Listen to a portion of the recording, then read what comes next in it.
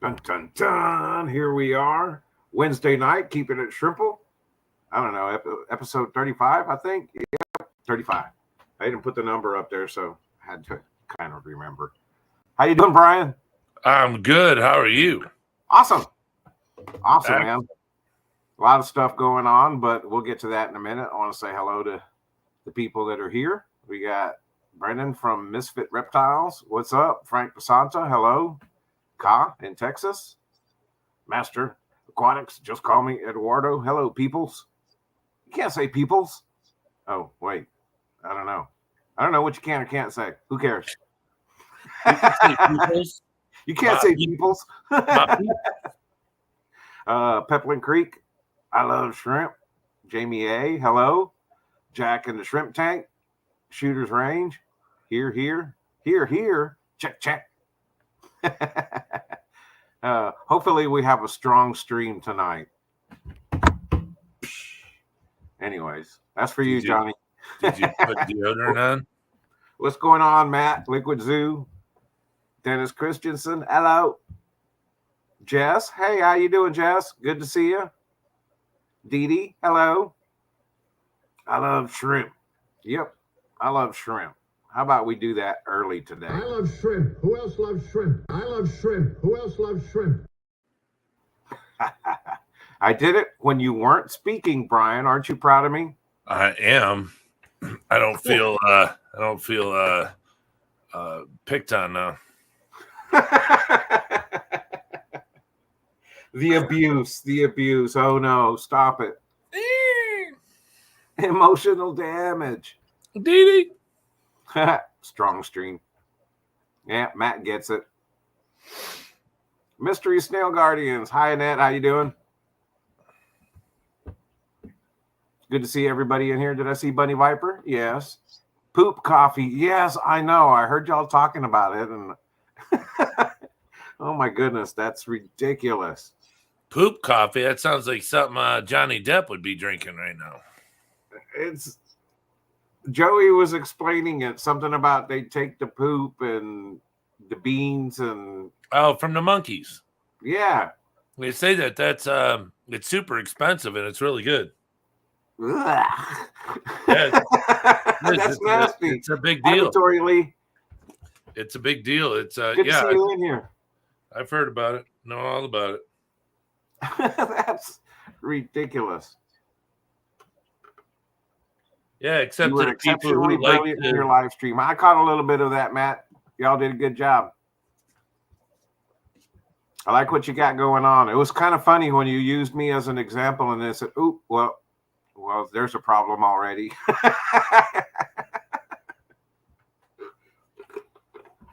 It happens. Where's that cup from? It's Chicken Express. I like to save my styrofoam cups because they make my drinks last longer since I don't have styrofoam. Yeah. Wow, I haven't seen styrofoam since the 80s. Since the 80s? I mean, everything here is plastic, bro. I ain't seen a styrofoam cup since I don't even know when. I try to go to the places that still have styrofoam cups because my drinks last longer. I could, yeah. Hey, do you get styrofoam cups? No, okay, I'm going somewhere else. I could see that. I know your food's incredible, but yeah, I'm not saying. Yeah, never mind. You got plastic. Yeah, I'm out of here. Yeah, peace. Oh man. Back when Brian was in his 20s, the 1980s. I wasn't 20 in the 80s. Let's see. I was a child in the 80s. I was born in 70s. In 89, I turned 20. I turned 20 in 89. If I do the math right. Yep. I was 92. I was 20. Age sucks.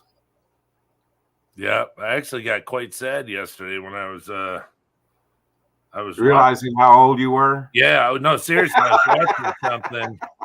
I was watching something. I can't remember what it was, but it reminded me of, a certain time in my life. And I was just like, wow, this sucks. Yeah, back in the 80s. Yeah. If you made it through the 80s, That's why I no Vietnam. longer age. Like in August, I'll be celebrating the 20th anniversary of my 33rd birthday. Ta-da! 20 anniversaries. That's a much better way to go.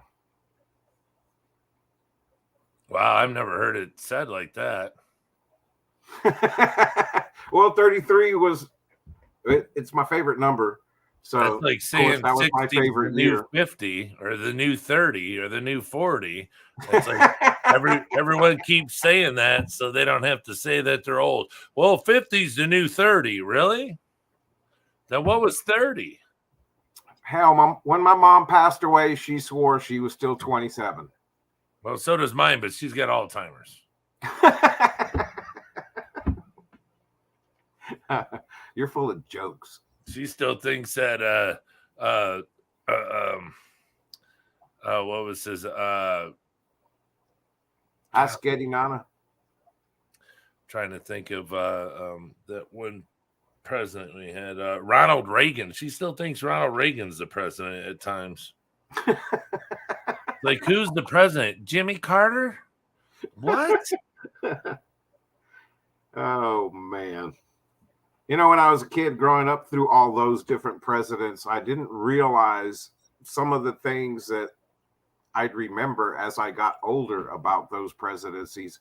And it's such a weird perspective when you're a kid going through that stuff. And then now older, looking back on it, it was like, I saw things so differently as a kid. Oh, yeah, because it's mostly like, oh boy was shot in the head. The other guy was an actor. They made a name. Yeah, I remember listening to Ronald Reagan on the radio with my grandmother, on AM radio in the mornings when she'd wake up and she'd be listening to it. I was listening to Ronald Reagan. And the next thing you know, he's president. It's such a weird. And like seeing Arnold Schwarzenegger become the governor of California, and seeing Donald Trump become president. There's so many things that are kind of shocking these days, but when we were kids, we were just like, you didn't really go, oh wow, there's an actor as the president. Whoop-de-doo, what's he gonna do? Now you look back and go, wow, really? Oh, and he's the one who supplied all the guns to those countries and let them bring the drugs here, and so we sold drugs to give them guns. Wow, that was the Reagan era. Okay. Yeah.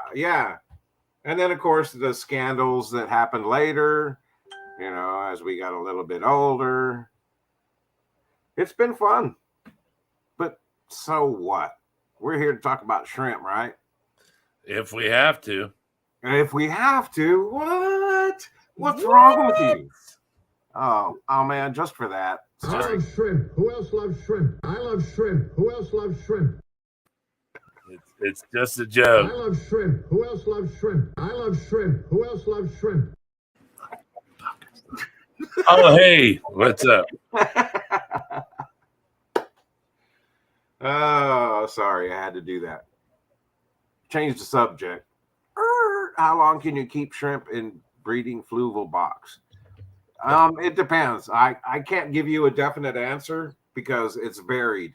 I use them, and I've used them a lot for various reasons. Sometimes it works great and they last a really long time. Sometimes it doesn't work so good and it doesn't last as long. So I can't really tell you, but I wouldn't do it more than a week, honestly, anymore. If I had to, a week max. And then unless I'm having a buried shrimp that I'm trying to isolate so I don't have to chase around all of the little shrimplets in a tank, it's a lot easier to do it in a breeder box. So I'll let the buried mother, when about 20, if I can guess, about 24 days, I'll put it after about 24 days of it being buried. I'll put it in the breeder box. So that way I just have to fish her out instead of fish all the shrimplets out from the tank. But I don't do that right now. What's going on, Grant? Hello, Sandy. It's good to have you here, Grant, because maybe you can pitch in with some little bit of advice here when I go through, yes, the title of today's stream. I'm tearing down my shrimp room and getting all of my livestock, transferring it over to the shop at Jadrin's, and going to put my tanks away for a little while. I just got to make a move into town, and I always knew this was temporary, but now that my son's graduated from school and it's summertime, it's a good time for us to move into town. I'll be closer to my family, all my grandkids, and closer to work. Gas prices, oh my goodness, it cost me $62.50 to fill my car. $62.50, and it's only like 14 gallons. Crazy. So yeah, I don't want to do that no more. Ooh, listen to my language. I don't want to do that anymore, any longer. Words. Why are you being so quiet? You're just sitting there all like, oh no. Oh no, I'm just listening. Thinking it costs you 60 some bucks. It costs me 70 something to fill my Magnum up. That's got a 16 or so gallon tank on it. I think, yeah, when I was still shocked because it was $4.41 a gallon. I was just like, my God. I could have swore that maybe it was California. Oh, California must be where it's $8 a gallon. So for premium, but regular it's $7.25. How long are the tanks going to be down for? Or are you not able to move them to the new house? Well, that's just it. So I got 34 tanks that I'm going to be breaking down. And I won't, if I get an apartment, which is probably what I'll end up doing, is that's not going to leave me very much options for racks. So I'm going to utilize the shop. And even if I have to dismantle the shrimp rack we just set up now, I don't mind basically breaking those down and redoing it so that way I can accommodate a lot more shrimp. Like right now, I only have it set up for 6 Caradina tanks at the shop.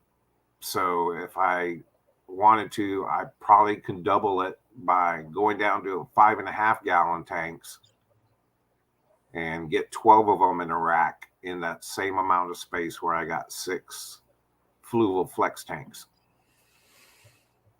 You know what I mean? Jelly bean? Do you?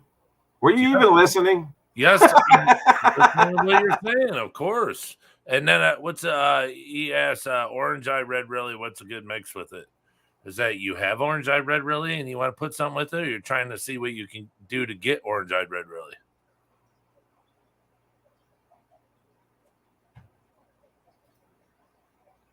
I don't know. But yeah, so yeah, I think because I have a couple of the new well, I don't know how new to me, the 5.5 rimless that they have at 50 off at Petco, and I like their shape and the dimensions, and I think I'm just going to build a rack. That's probably my son. He's going to be home soon. We're both so excited. It's kind of cool. Yeah, I agree. You know how we all are. It's always go for the more tanks option. But I'm going to have to put my racks and all my tanks and everything kind of in a temporary holding pattern. If I knew somebody who did everything in 5 gallons. That was pretty sweet. Yeah. And I don't mind. Like I said, I used to have a butt ton of 5 gallons.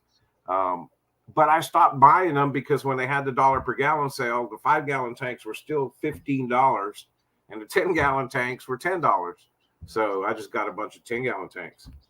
That was, a couple of years ago when they had that.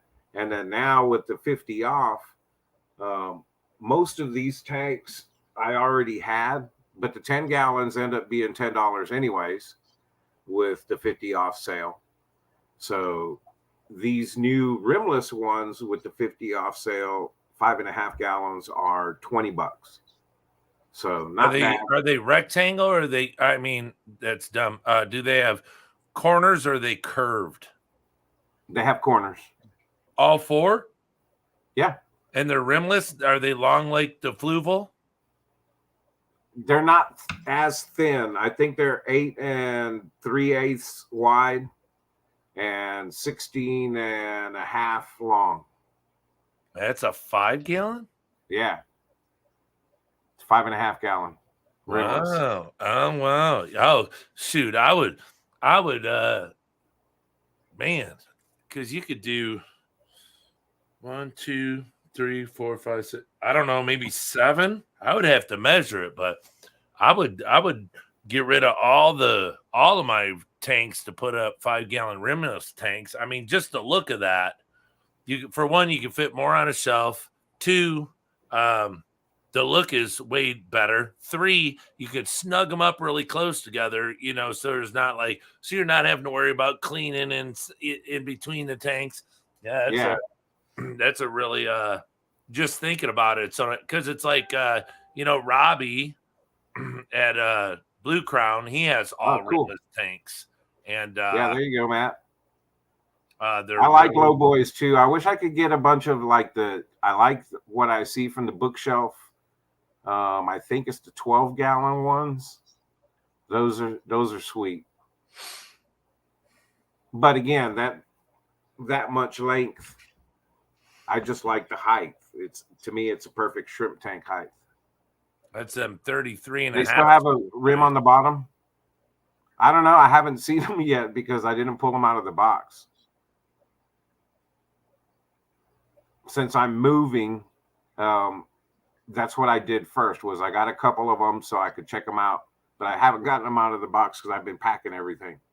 It's in the box. It's going to be of course, the last thing that I end up, tearing down because I'm still trying to. I've been the past couple of trips into town to the shop for work.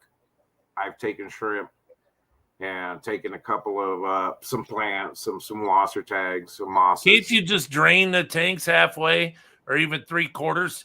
Drive that sucker all the way to the store, fill it back up with the water that you took out, or replace some and just keep it in those tanks and not worry about setting up like tanks at Jason's right now, because it'd be instant.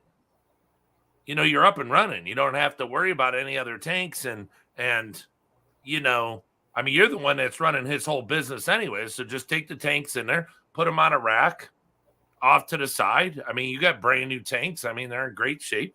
Put them on there. They're already in that home. They're comfortable. The only thing that they're going to feel is the movement of water as they ride in your hoopty.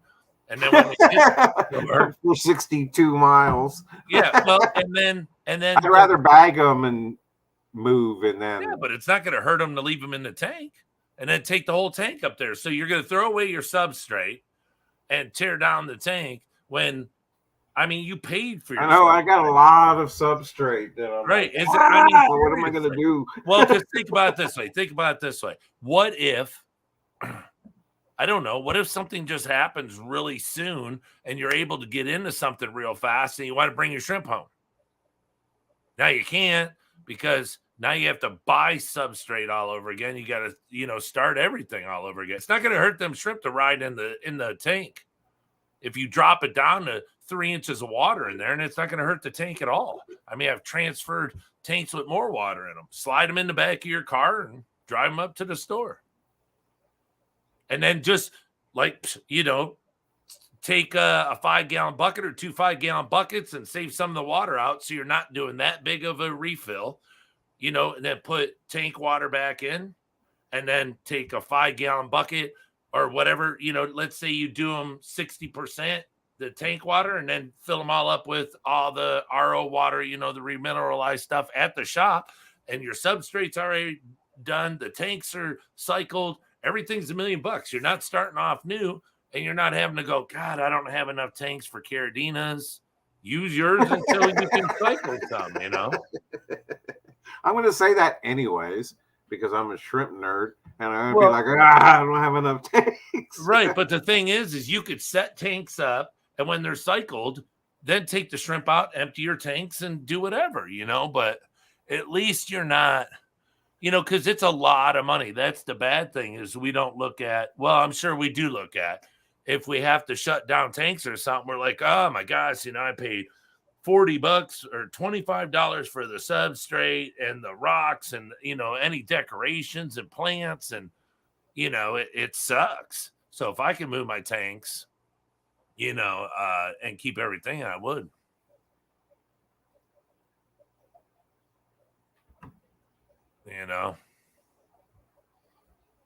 Yeah, well, what I was kind of been doing, like I said, is moving shrimp over slowly to the tanks that we have. As I'm getting there and I'm looking at all my shrimp tanks going, okay. I don't see any of your tanks emptied. Yeah, but it's like I have 6 tanks of shrimp that I've been breeding that I don't have accommodations for. So like I said, the quickest thing in my mind that I could do at the shop is something like that, to where I could fit 12 tanks in the same amount of space where I have 6 tanks currently. Yeah, 5 gallons. Hey, can you put in dividers in those 6 or the tanks that I have now? 10 gallons. They're the Fluval Flex. They're 9-gallon Fluval Flex. Oh boy, that you would have to you would have to empty one, and then cardboard cut out. Stick cardboard in there, trace it, or no, put it right on the side of the tank. Trace it, cut it out, and then make your separators out of something. That's too much work, man. It is. It's a lot of work. That's too much work. That's why it's almost, to me, much more efficient just to replace the tanks. As much work as that may be, it's tearing down 6 tanks, but setting up 12. But I don't want to do things and disrupt the shrimp more than they're already being disrupted. So I'm trying to be it's a lot of money in shrimp that I have to move, Yeah, if you're that concerned, I don't know. I would drain it, fill it back up, if you want, pull the shrimp out, drain it, take it in, fill it back up, put the shrimp back in it. Especially, here's the thing. If you're concerned about room, you have a 10-gallon. Take the 10-gallon. You can even reset it. Look, you know how to reset a tank and put the shrimp back in it the same day. Rinse all the stuff out. Put a divider in there. I'm sure that you guys got some.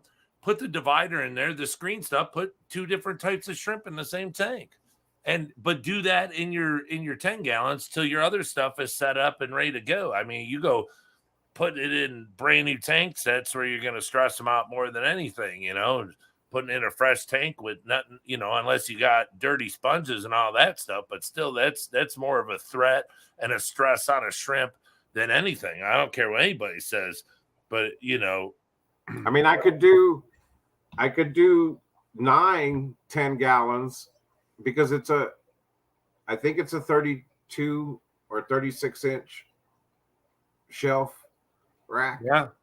That I have the aquariums on. Yeah. So I could do 3 10s per row, but I think I could do 4 5s per row. Yeah, 5s would be great. I mean, 5s would be great. For one, you can put so many in such small spaces. I think that's the biggest thing. It's I mean, that's like you said, that's the one changes, everything. That's the one thing, like you said, I'm fortunate, as unfortunate as it may have been, that I know how to reset tanks. I've done it. I've had to do this a lot. Right, that's what I'm saying. Unfortunately. Yeah. So, I kind of know what I'm doing by now. I'm getting better. I'm still going to make mistakes. I know I'm probably going to have a couple of losses. And when I look at these tanks, and they're all full of shrimplets. So I go through and I catch what I think are all the shrimp, and I bag them and I take them up to the shop, and then I go back the next day and I look at the tank, and I was like, oh, look, there's like 8 more that I missed. Okay. So I catch those. And so I'm slowly getting the stuff out. And, the Snowflake Galaxy Fishbone Pinto tank that I got a lot of little shrimplets and some really, really awesome looking shrimp. So, so much for calling at this point. It's a matter of just getting everything together and getting as many of them out and over into a new tank. Oh, yeah, that's the hard part. I mean, yeah, I don't know. I don't know what I do. I don't know. I probably transfer. I just drain the tank down, drive it there, fill it back up. However much water, it's going to take. But I mean, just time wise, you got to think about time wise, because I mean, you're going to burn up, half of your day just doing that, or how late you're staying up at night, just get everything prepared to go to work the next day. I mean, that's a lot. So, I mean, you got to take that consideration too. But the whole thing comes down to the health of the shrimp. If you can transport them in your 10s, get them there, and then figure out what you're going to do with them then. I mean, to me, that's better. Because why? Because you're getting the tank out of your house, and you're not throwing nothing away. So you're saving your money that you put into it, and the tank is actually being moved out of your house. So you don't empty it and then go, oh God, now I got to load it into something and get it out of here. So look, here, if I was getting a house, which right now, like I said, I'm still back and forth on a house or apartment. I really think apartment's probably the way to go. But if I had a house, then at least I have a garage where I could take everything, move it from here, put it in the garage for now, leave, a little bit of water in all my tanks. So that it's way like your fire. Yeah. I could do that. Or if I get an apartment, then I'm probably going to have to get a storage room or a storage facility and do that same thing. And kind of take everything, because really out of all my big stuff, I don't have that much big stuff. My drum set and my sofa and dining room or living room. That drum set is going to be so sad while it gets I know, it's already sad. Put in storage. I already put it away. I put it in its bags. And they're all snug and warm in their cases. Yeah, I'm sad. Yeah, I don't know. I mean, even Pete. Well, what's that one dude? I think I talked to you about it. Jadrin's buddy, the guy that breeds the plecos. I mean, he's got them right in his garage, all those tanks, and he doesn't have no problems in the winter, no nothing, and they're good. And we know shrimp don't need heaters, so yeah, if you could rent a house that had a garage, that'd be sweet, dude.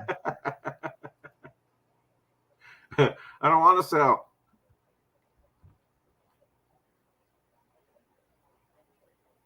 I did that after the fire, and I sold off all my stuff. Well, most of it. And then I took that with me to storage, and then I sold off some of that stuff. And then that went with me to Arkansas after I came back from Ohio. And then, but it was small. I only had like 6 tanks. Oh no, I think I ended up with 10, maybe 12. But then when I got here, I brought all the rest of my stuff, and then I got more tanks. I even have more tanks in a garage. Wow. I know. It's expensive. Can I keep and breed Caridina in a heaterless, filterless 3-gallon pack a bowl if I use RO water? I believe so. If you got the right mosses and plants and everything, if it's a good bowl, which you pack your bowl right. Can you smoke out of it, Steven? I mean, do you puff pass or do you hoard that shit? If I wasn't in the middle of doing all this, I'd get in that little pack a bowl thing. It sounds fun. What's the other ones that I was talking about, or you actually brought the name up last week? Is it Oasis or the Orb? The bio orbs? Bio orbs. Those are pretty cool. Yeah, Joe was looking at some in Germany. Did you see any of his video there in Germany? Who? Joe. Joe who? Joe's Joe's Shrimp Shack. Oh, no, I don't watch this stuff. He was out there in Germany at some big, giant festival. He talked to Chris Lukop, and then he went to I'm not sure if it was Dennerley or who, but they have so many of those orbs with the misters and the rain, and it's so cool. The Oase. Yeah, you can keep them in a 3-gallon whatever. I mean, look at my tanks. I don't have air or nothing in them. I thought you couldn't enter an established bowl. I don't know. I haven't checked on the rules, honestly. What? I'm lost. Oh, it's about that pack a bowl contest. Haven't you been paying attention, Brian? What's wrong with you? I don't. I love shrimp. Who else loves shrimp? I love shrimp. Who else loves shrimp? I love shrimp. Who else loves shrimp? I love shrimp. Who else loves shrimp? You don't pay attention. I know. I get it.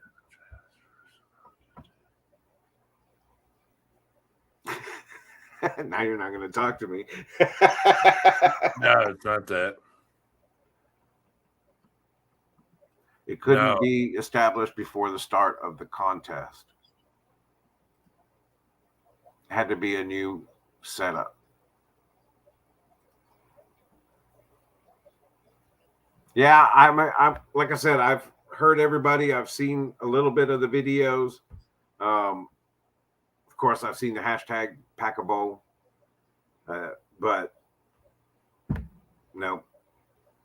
It's been such a whirlwind. It really started when I did everything I could to make sure I got to Arkansas, of course, to see my son's graduation.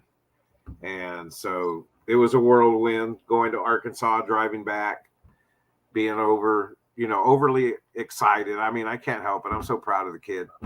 He's been through a lot. So to see him get where he did, that was awesome. And then just trying to get back into catching up.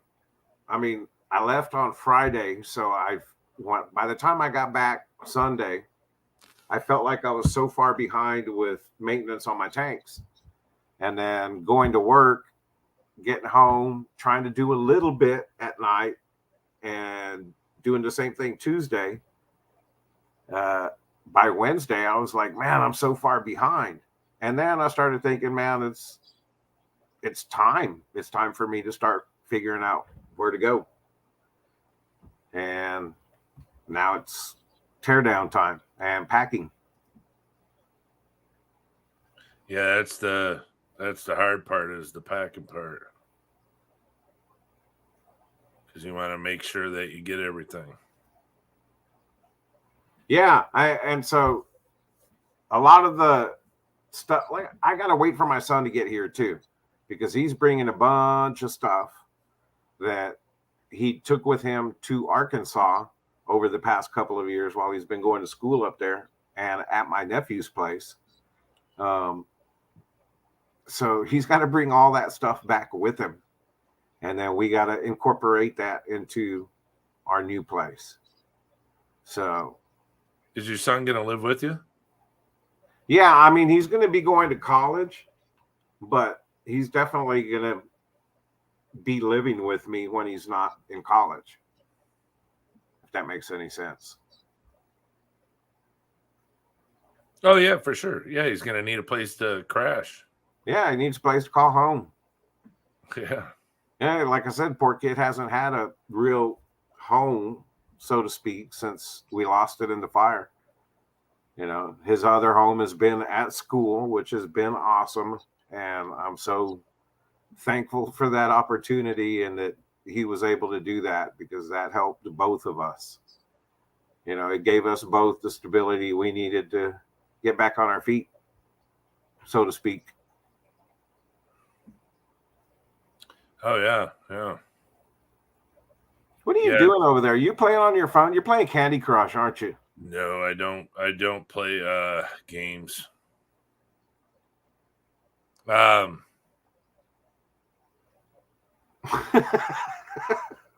I'm just trying to, I mean, what do you say? It's it's a crappy situation, I don't know. I still look at it as positive, because if anything, it's going to give me a better opportunity all the way around with being around my grandkids. I need to be around my grandkids. I mean, it's important. They're the light of my life, so I need to be around my grandkids, and being out here makes that very, very difficult.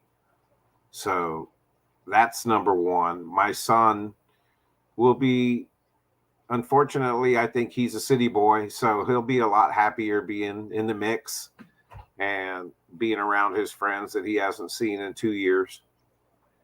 I think that'll be. You bet he's texting Terry.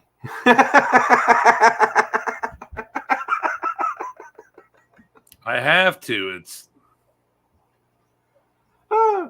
But I think all of that's going to be better, and plus, I'll be there closer to the shop, and I really need to be there more and working on things. So if I can incorporate, making it my fish room and also running the shop for the online sales portion, then that makes it a whole lot easier. Less mileage on my car, just all around better for now. It doesn't mean I'm not going to continue on with trying to build out here, but for right now, I need to be in town to be more. It's just more efficient all the way around. Well, yeah, it's like you were saying, save on gas, you save on everything. So, Yep, it's all about the family. Yeah, I don't know. If I look at it, it's all about the. It's better for the business. It really is. I'm 60 miles away from anything out here. Oh, yeah. Well, yeah, you can. I mean, if you can squeeze them for more money, you can even go to work more. Well, Jason, I do live closer now. I can be here more. So, what do you think? And he's probably thinking, put more of your stuff in my tanks, and then that way I don't have to pay you more just to come over here and take care of all of the tanks. Yeah.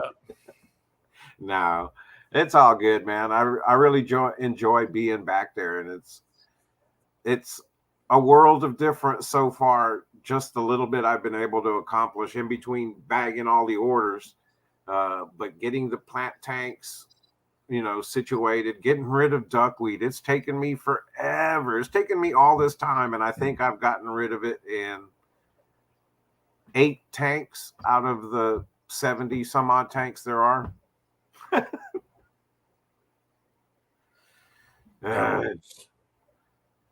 Duckweed everywhere.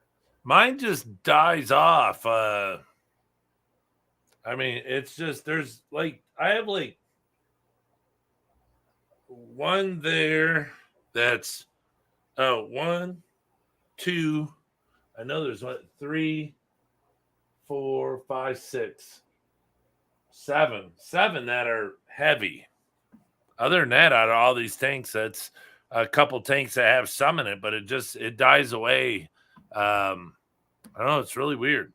I have thought about what if I sold my shrimp off instead of transferring them. You know? Yeah, well, there's some though that I'm like, I don't want to get rid of them. I've had them for so long, and I've been working on them for so long. It just, I don't want to. But at the same time, is it better for? Do they have a better chance of survival and success in creating more little shrimpies if I transfer them, or they go to a good home? it just depends. I mean, if you don't have them, if they were hard to get, look at stuff that way. But I mean, if they're when you're as broke as I am, everything's hard to get, Brian. Well, true. I mean, we've all been there. I mean, it just like I said, I started tanks with 6 shrimp, so it doesn't have anything to do with, I guess, how much money you got. It's if I was rid of it, Dennis, I would tell you, but I am not rid of duckweed. It is in so many tanks up there at the shop. It is everywhere. I just think, I don't know if there's stuff in your water column that doesn't feed it. I think it just dies off. Well, I definitely can see that in some aquariums, the duckweed is kind of really bright green and really kind of big leaves on it with short roots. Then there's the other type that it seems like it struggles, so it doesn't grow as big of leaves, and it's kind of less green, not as bright, and really long roots. So, when I'm taking out the duckweed, and yes, I use a shrimp net, and I just skim the top, and I skim the top and skim the top and skim the top, and then I take it and put it in the duckweed tank. Or I put it in a bag and I bring it home so I can give it to my buddy and he throw it in his pond. I'd love to try to get to the point where I'm making some foods or something with it, but I'm just waiting for Joseph Stanley to come up to the shop and just take all my duckweed. Take it. Well, except for our duckweed tank, because that's where we sell out of. So I'll never be able to get rid of that tank. But I never had duckweed until I went up to a store by me and I said, "Oh, what's that?" And they said, "Duckweed." I said, "Really?" They said, "Yeah, you want some?" I said, "Heck yeah, that's cool looking." I love shrimp. Shouldn't have done that. Consistent water changes is the hack to controlling duckweed. Yeah, because if there's nothing in the water column to feed it, then it just dies off. And if there's nothing, if the water column is really weak, because like you were saying, the head of duckweed stays very small. It doesn't feed. Like this one up here with my crystals in it, it's got long roots on it. But the other tanks just have like the Pleco tank here has it's masked up real thick, but it's itty bitty. There's like no roots on it, Right. And it's just, but I just think, with it being Plecos in there, that it helps keep the water, good for them and stuff. Cause, I breed it out of them, but I'm getting ready to set up my tub outside. So I'm going to fill it up with the hose. Just leave it sit out there, get nice green water and get all heavy and stuff, but and then put my longfin super reds in there. Well, to be honest, I don't think Jason anticipated having as much problem with duckweed as he ended up having in his shop. So I remember the first day that I went back to work. That's what he said. He's like, well, there's a lot of duckweed and stuff to clean out. Good luck. And he patted me on the back and walked away. Basically, it wasn't that bad, but yeah, he was like, sorry, man, whatever you want to do. He was like, but that's my tank that I sell out of. And I'm like, okay. But since I'm the one that pulls the orders, when I do bag up duckweed, I go for the tanks that have the healthiest looking duckweed, and I empty that tank. And I use an order of duckweed to help me empty that tank. And then whatever's left over when I fill that order, I'll put that in the duckweed tank. So I'm kind of cleaning the tanks as I go, if that makes any sense. But it's crazy how many people buy duckweed. Yeah, it's crazy. I ain't never heard of that. Except my dumbass when I took it for free. And then, of course, I don't want to sell plants that contain a lot of duckweed, snails, any of that stuff. So I'm doing my best. I've cleaned out 4, 5, 6 tanks that I've cleaned out of his just plant tanks that I've cleaned out. So that way we can get rid of all the duckweed. And there's one left that has a mat of duckweed on top. And so I'm going to work on that one next week. Yeah, skipping water changes here. I don't do water changes anymore, and it doesn't make my duckweed grow more. I just cut back on my water changes so much, my feeding so much. I don't have nitrate issue, none of that stuff. So, well, he's got automatic water change systems. So as long as I keep the main 250-gallon tote that we have in the other room, as long as I keep that full, then the pumps are automatically turning on and, adding water to the tanks, topping them off, and then the excess drains out of the overflows out the sump and out the back of the shop. So I don't know. I'm getting there. The tanks are starting to look much better. Working at the same time with the shrimp rack of getting all my shrimp in there. And so that way we can get them all on the site. That's all manual. There's no automatic water change on those. So I have a RO system that I can hook up for filling up a 55-gallon drum of water. And then I do my water changes with that. And like I said, I'm sticking with RO water and just adding minerals, whether it's Neos or Caradinas. Lesson learned. Always.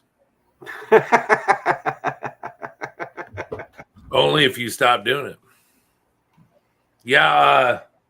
Hey, you know what fish is really hot that I found out about? What? Piranha. Yeah, I didn't know that the sale of piranha was such a big deal. There's a gentleman over here by us. I didn't know him. It's my buddy that owns his own store knows him, but he had a fire at his house and he has to remodel the house. But he breeds piranhas. And he breeds so many that he sells them to the distributor. The distributor buys $4,000 to $5,000 worth of piranha off him a month.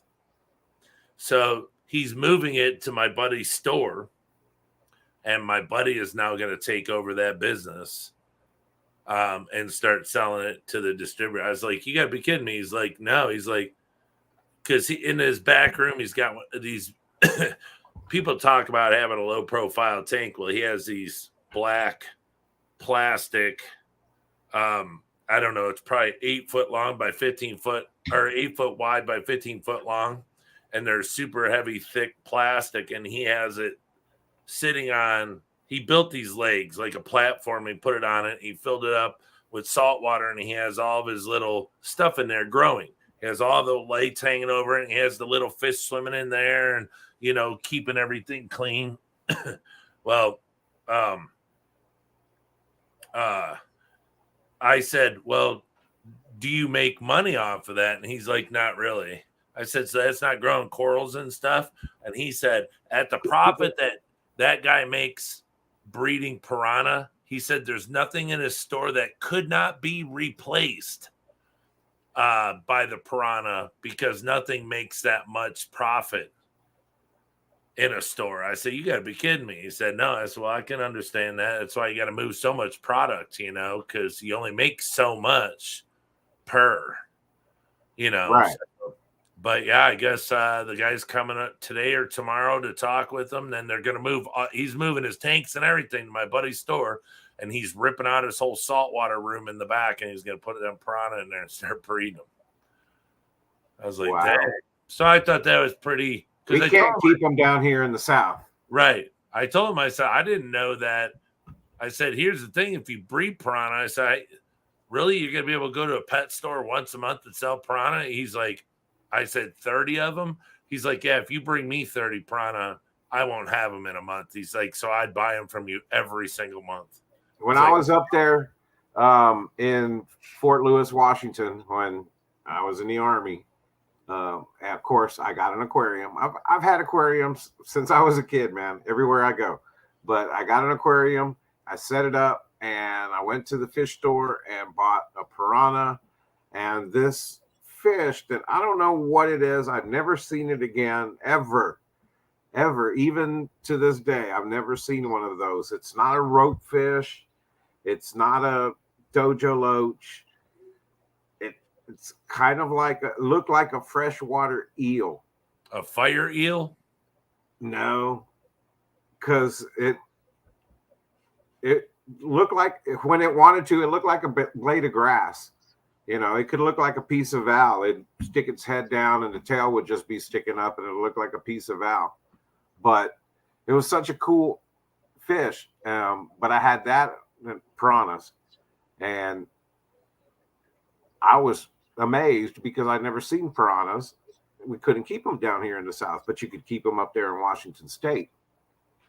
But yeah, I remember never did anything with them. I mean, I was only in that barracks, I think, a year, because I switched from being field artillery to playing drums. Joseph Stanley, of course you're late. It's date night. You're going to have to catch it on the replay.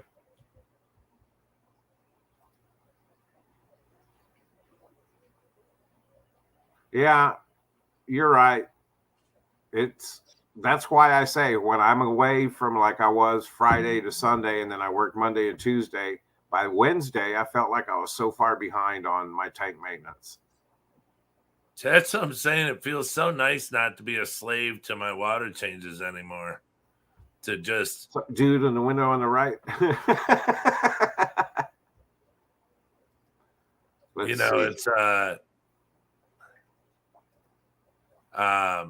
name tags for us. My memory is shot. Is he talking to you? Yeah. It's just it made it, just, I don't know. It just, I hated having, coming home and going, oh man, I got to do water changes on all this stuff, and I mean, I understand water changes comes with it, but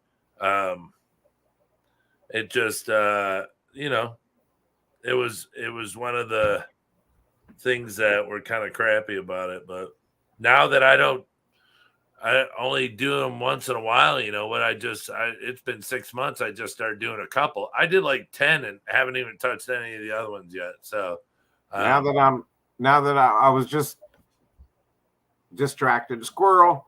I'm looking at the 2.5 gallon rimless, and it does have a rim on the bottom. It does have the bottom frame. So I would imagine the 5.5 gallons, just like Grant said, are the same. What's up, Crypt Keeper? Tales from the Crypt. So it's not frameless, it's just rimless.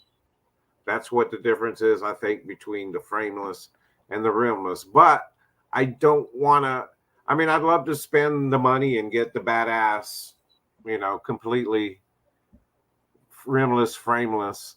Frimless? Frimless, rameless. What is frimless? I don't know what frimless is. This does not contain any alcohol, folks. I promise.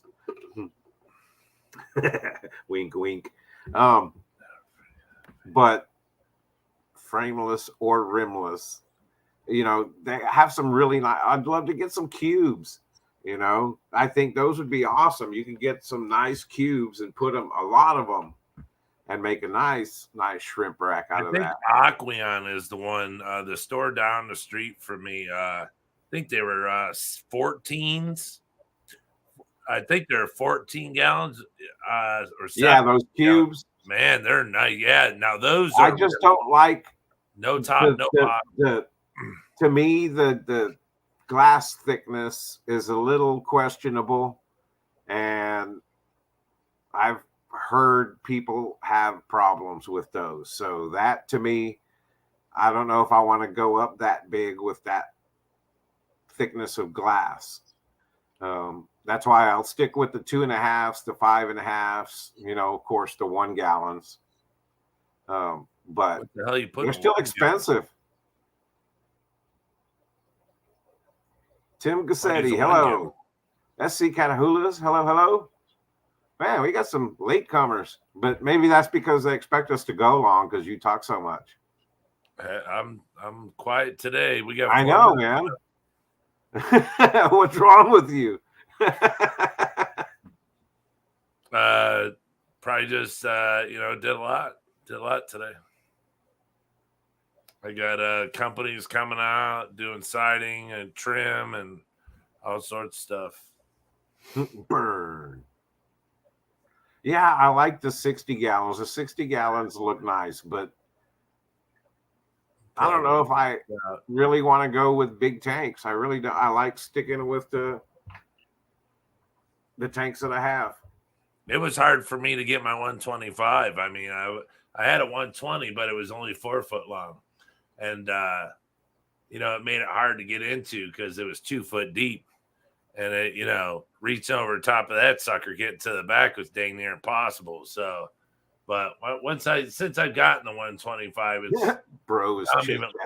Yeah, now I'm even like looking at the, what is it, 210 or something. So, but I just don't need any more big tanks because all I do is look at it and go, okay, I'm 49.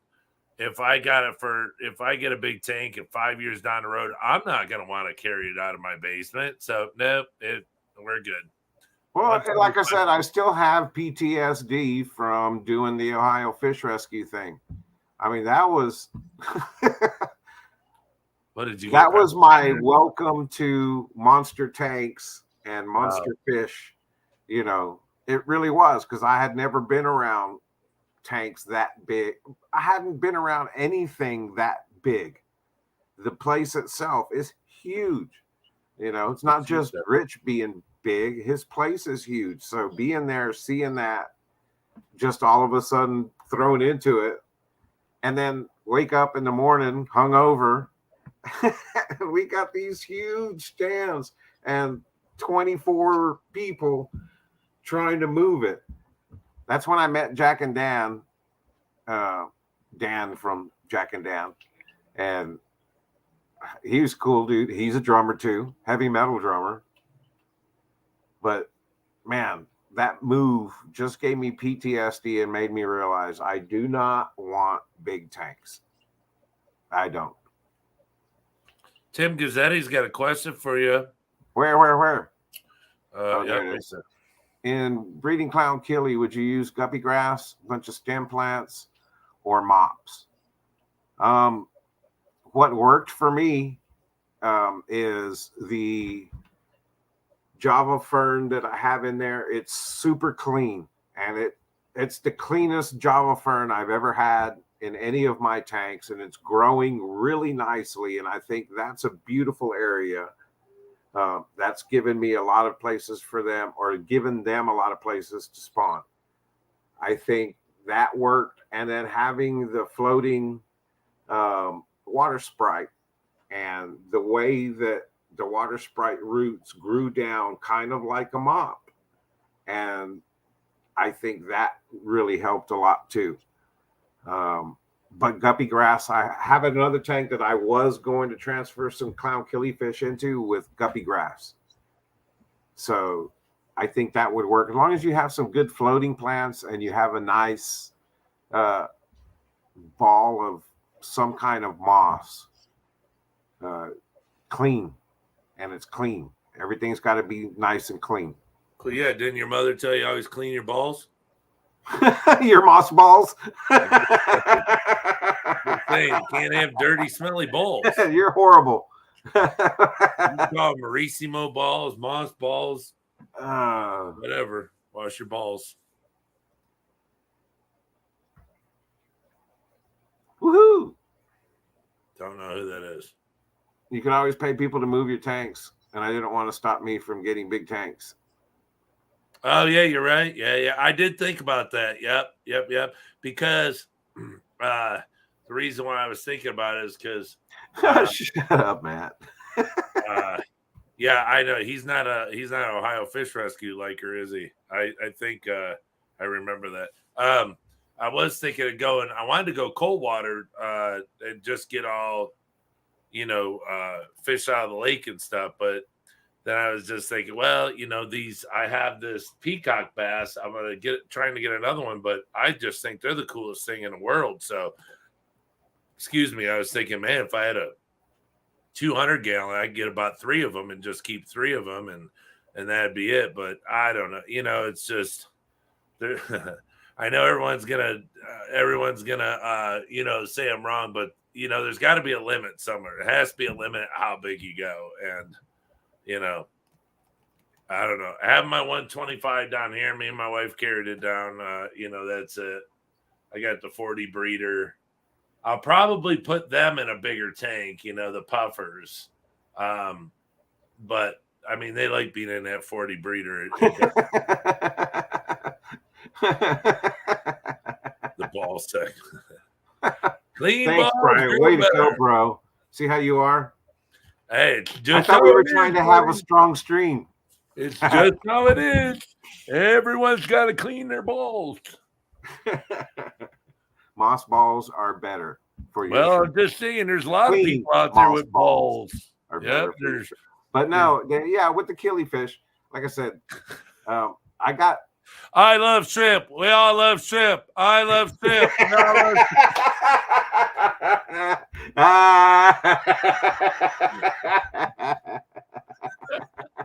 Gotcha. Oh, you're awesome.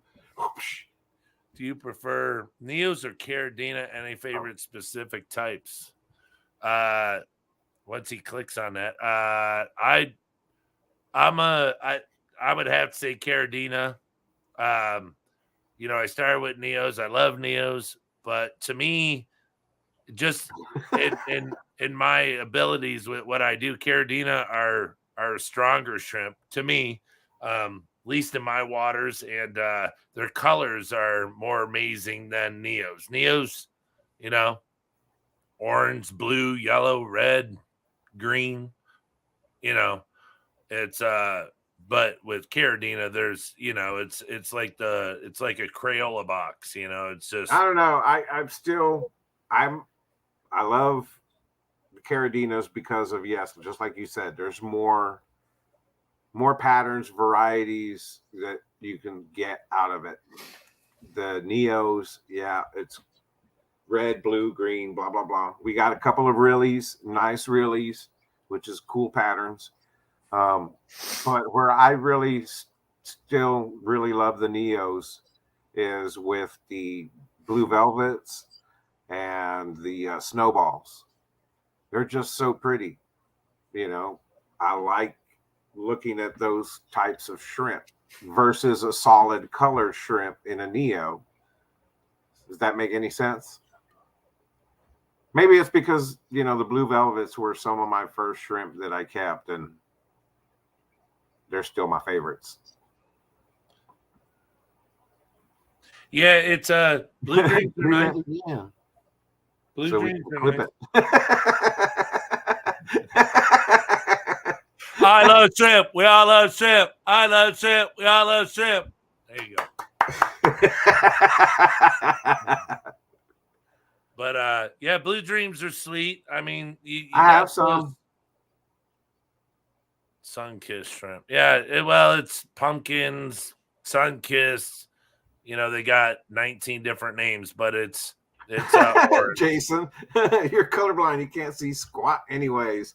Hi, Jason. What's up, Jason? We brought him out of lurking. Yeah, hey, he just couldn't hold off saying some shit about you. He's like, look, I don't say nothing to him at work because I don't want him to stop working. So I'll say it to him on the street. Because I can only imagine once he started talking to Papa Shrimp, he just quits working altogether. Well, let's just talk. I mean, oh, you want to talk? Oh, shoot, come on. I'll tell you everything you want. I do have to ask him to make sure on certain fish that I don't know. I'm like, okay, which ones are these? Which ones are those? And he'll tell me. And we try to label everything so that way my color blindness doesn't get in the way. Hey, Chris, but we have a pretty good system, and it works. And like I said, I've always wanted to do that. I wanted to put on my website and all the shrimp. I'm just going to put like orange shrimp and show the picture of the actual color of the shrimp, whether it's orange or not, just to make fun of me being colorblind. But somebody might order it and then get mad because I ordered an orange shrimp and he sent me a blue one. He's in a room all by himself. Yeah, I bet he is. Is it padded, Jason? Hey, I bet if he put a microphone in there, he could probably listen to you talk to yourself all day. Have you seen Aura Blue Caradinas? Yeah, I have Aura Blue Caradinas. Yeah, I have one. No, they're not similar to blue velvets. Maybe a little bit, but they're like into a tangerine tiger. But yeah, I mean, color-wise, yeah, but there you go. I use 1/4 inch, 3/8 of an inch. That's it. I'm not. I use a little bit more than that. I use about a 1/2 inch to 3/4 of an inch. But see, I don't put plants in my tanks. I only put mosses, so I don't need the deep substrate.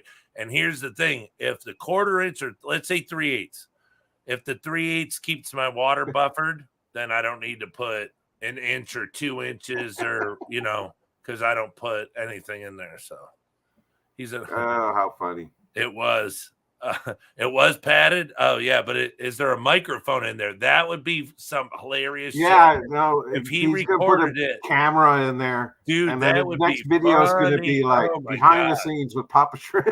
I'm in there dancing. Bro, you'd be like, remember Mad Magazine and stuff from back in the day? You'd be like Mad Magazine, and no. That would be, oh my God, Jason would have some of the funniest footage ever if he videoed you and recorded it. You'd be in there all like playing the air guitar and singing songs, and that would be hilarious. And then he would know when to walk in on you just at the right time. Hey, what are you doing?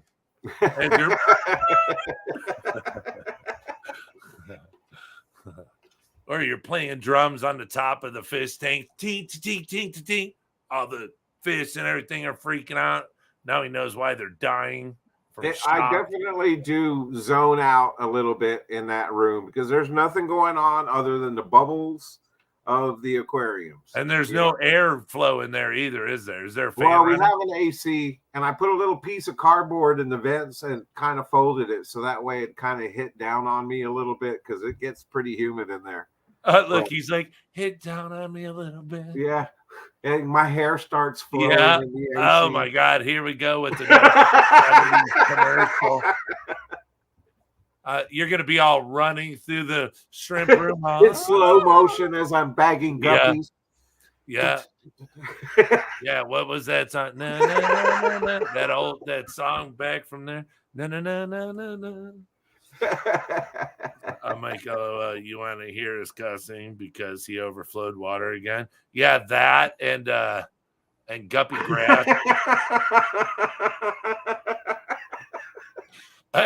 Hey, and you see, Jason doesn't just say overflowed water. He adds again. Parenthesis.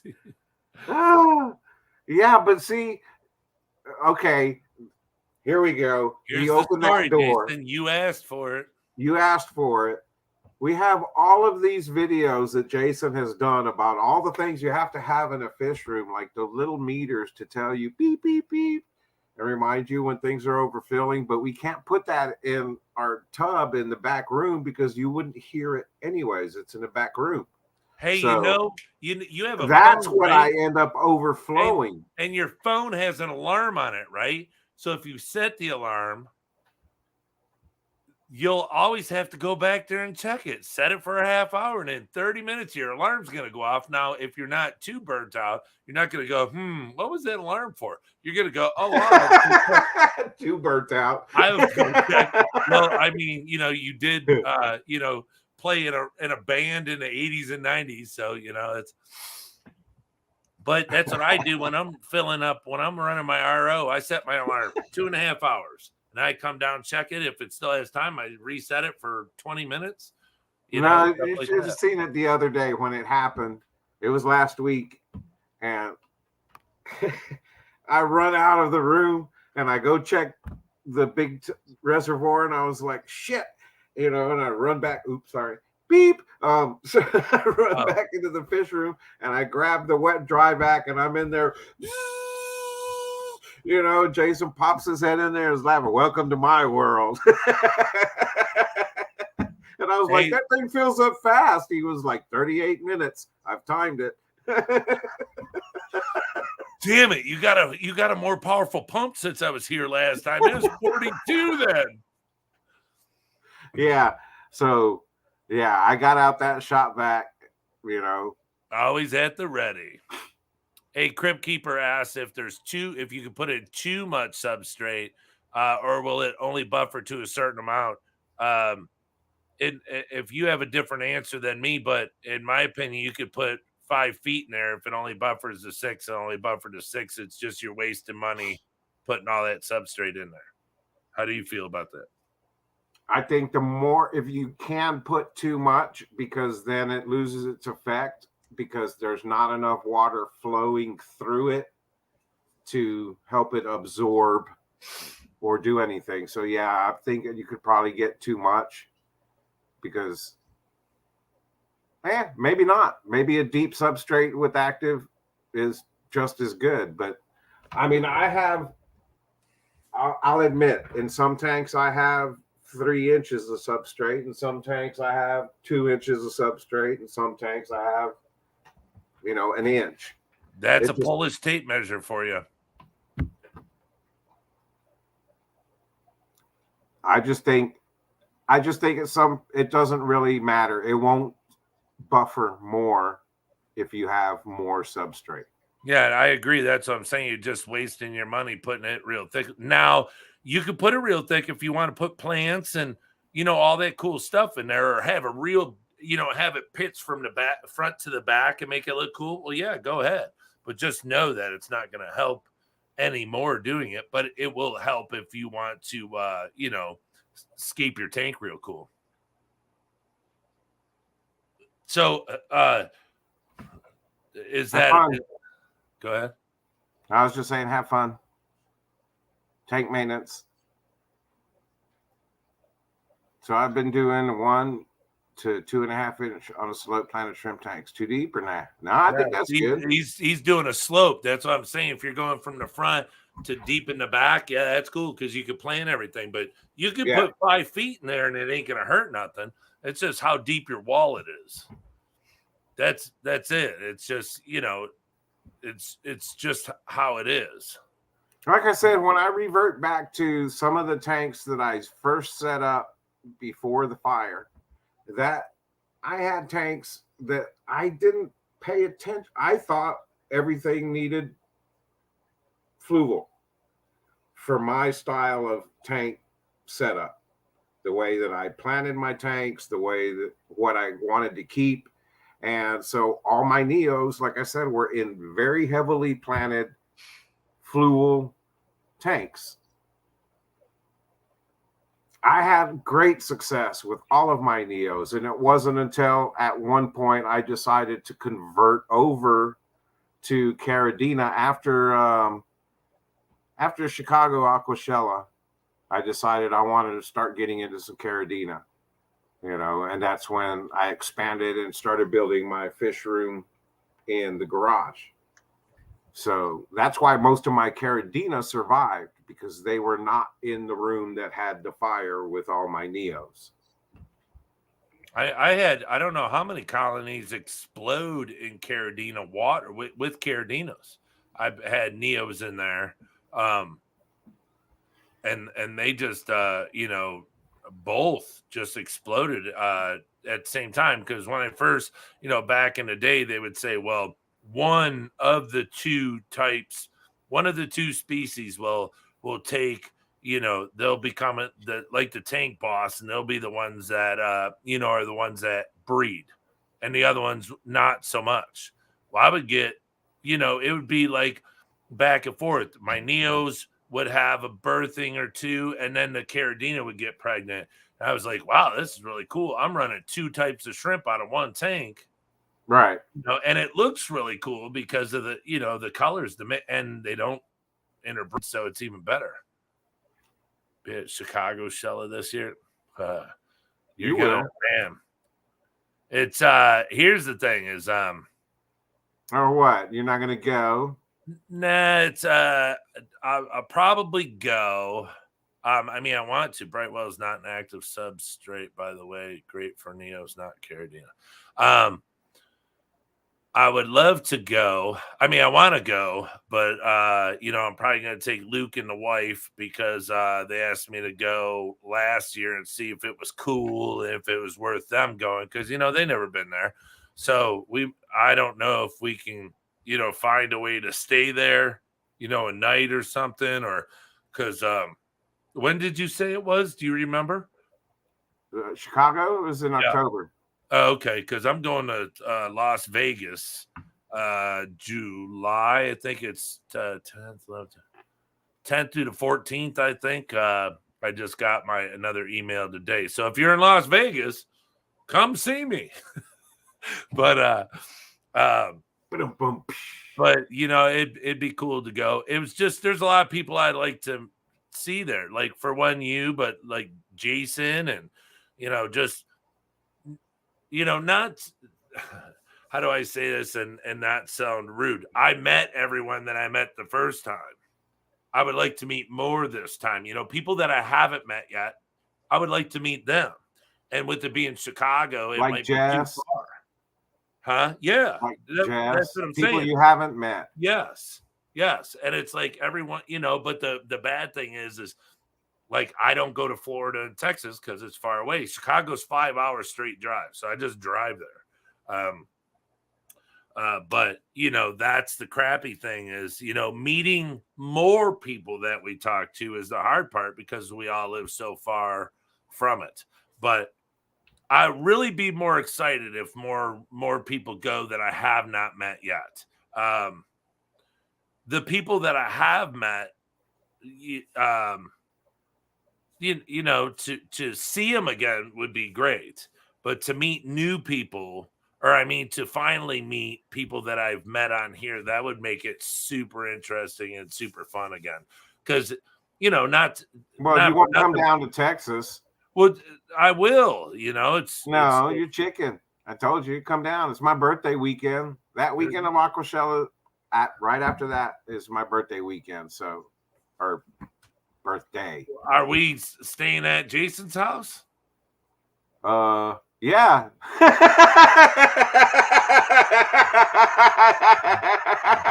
He's like, no. Right. No. All the cots will be in the garage.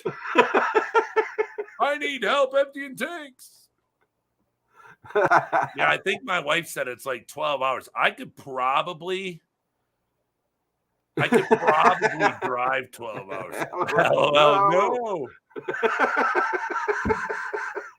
Yes, Jess, like you. What going on in Vegas? I have to go to Las Vegas for my union. Since I've been in the union for so long, they want to have me take, like, I don't know, they're like leadership classes to teach the younger people that are coming up, talk to them about, the positiveness about getting in the unions, the benefits of it, what it can do for you as a person, your family, financially, stuff like that. So they pay for us to go. The Carpenters here in Detroit own their own hotel in Las Vegas. So it's the training center is there, and across the street is a hotel. So that's what I'm going to be there for. So, but what was it? What I see, you can meet me. I've got my flight and hotel booked already. Well, okay. Well, mine's booked already too. Sweet. But yeah, I think this time, even when it's here in Dallas, this room at work, great white noise. I think when I'm here in Dallas, when they have it this summer, I'm probably going to stay at the hotel where everybody else is staying, just so I don't have to worry about, driving back and forth. My thing would be, I'd want to come and like help on the booth, and I don't know. There's just, I don't know. Probably maybe because I talk to you all the time, but Jason, it's just like, I don't know. It's that guy makes me laugh so much. His personality is just off the charts. And, I'm not saying you're not, but we laugh doing this all the time, but something about that guy would probably make me cry because he cracks me up so much. Just being himself, and and he's a really good dude. He's hooked me up with stickers and all sorts of stuff, and that's what I'm saying. To meet people that I haven't met yet, that would be the excitement, to the extra push to go, or to even drive 12 hours, to Texas. Right. But if I drove to Texas, do I got to put those big steer horns on my car? Yes. And you have to wear a cowboy hat and cowboy boots and get a big belt buckle. How many gallon hat? Denim shirt with pearl snaps. Oh, I could do that. How many gallon hat? Do I have to go by Hoss when I get there? Big Hoss? No. All right.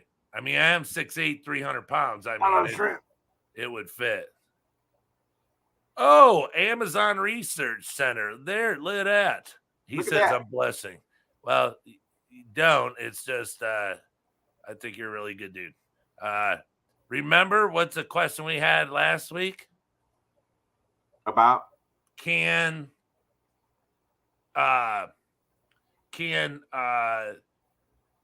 a sponge filter, can the bacteria on a sponge filter live if you take it out of a tank and mail it to someone, or moam out of a tank? Can that stuff live if it's in the mail? I wanted to ask Doc Anthony. Yeah, I was like, we got to ask the doc. Hopefully he has an answer. But the question, what we got on a little conversation because when I shut all the air off and all the filters off to the tank, after about a week, I went to do a water change and I could smell something. So I pulled the filter out and the filter stunk like dead worms. So if the bacteria was dying on the sponge filter, just being in the water, there's just as long as it stays wet. Really? Bacteria won't. So, okay. So there's the thing. So, sorry, he's not. And has O2 in the water. Help with stream health. We're not having a strong stream, eh? Gotta see the doctor for that. Well, because see, remember we were talking about as long as it stays wet and O2 in the water. Oh, about if you lose your power. Everything. It will. So if a filter stays in a tank and never dries out, the bacteria will never die and it'll never go bad. Will a canister filter lose its? Will the bacteria die in a canister filter? If it's me, from what my personal preferences would be, even if I have just a sponge in a tank with no air going through it, I still think that it would be appropriate and probably good maintenance to take that sponge out, squeeze it out every so often, just to get everything flowing through it again. Not necessarily wash it, but at least squeeze it out a couple of times and then put it back in the tank. Well, yeah, no, but remember me and you were talking about about if it's gonna survive. If we mailed a filter. Well, yeah, but other than that, if we lose power, because like I do it. If the power goes out, I run outside, I get my big, huge generator, run that big, huge cord into my house, hook all my tanks up because they don't have air and the filter's sitting there not having any water go through it. Will the canister filter, will it die off if it sits there? And we know that happens with the canister filter. Yeah, but why won't it? And I don't understand. If the bacteria will die in a canister filter that's not empty, will it die in a hang-on back, but it won't die on sponge filters because they're wet? Hang-on back stays wet. A canister filter stays wet. So what's the difference? Now, I'm asking because I need to know. I think because the water flow in a mechanical system, the water flow is what helps bring the oxygen through the system. In a sponge filter, it's the airline that's pushing oxygen through the system. I think once you take away that oxygenation, then yes, it's going to, in a mechanical system, that's going to just become spoiled water, and they're going to die off. I don't know how long it takes, but I imagine if you let your canister filter sour and then you turn it back on, it'd kill everything in your tank. Well, yeah, because remember I said, what was it? Luke unplugged the sponge filters, like I said, if you're not taking the sponge filter and squeezing it out every once in a while, then it's not doing anything but just accumulating dying or dead bacteria because there's no water flow. Hey, Fishy Biz, good to see you, brother. Hope everything's going good.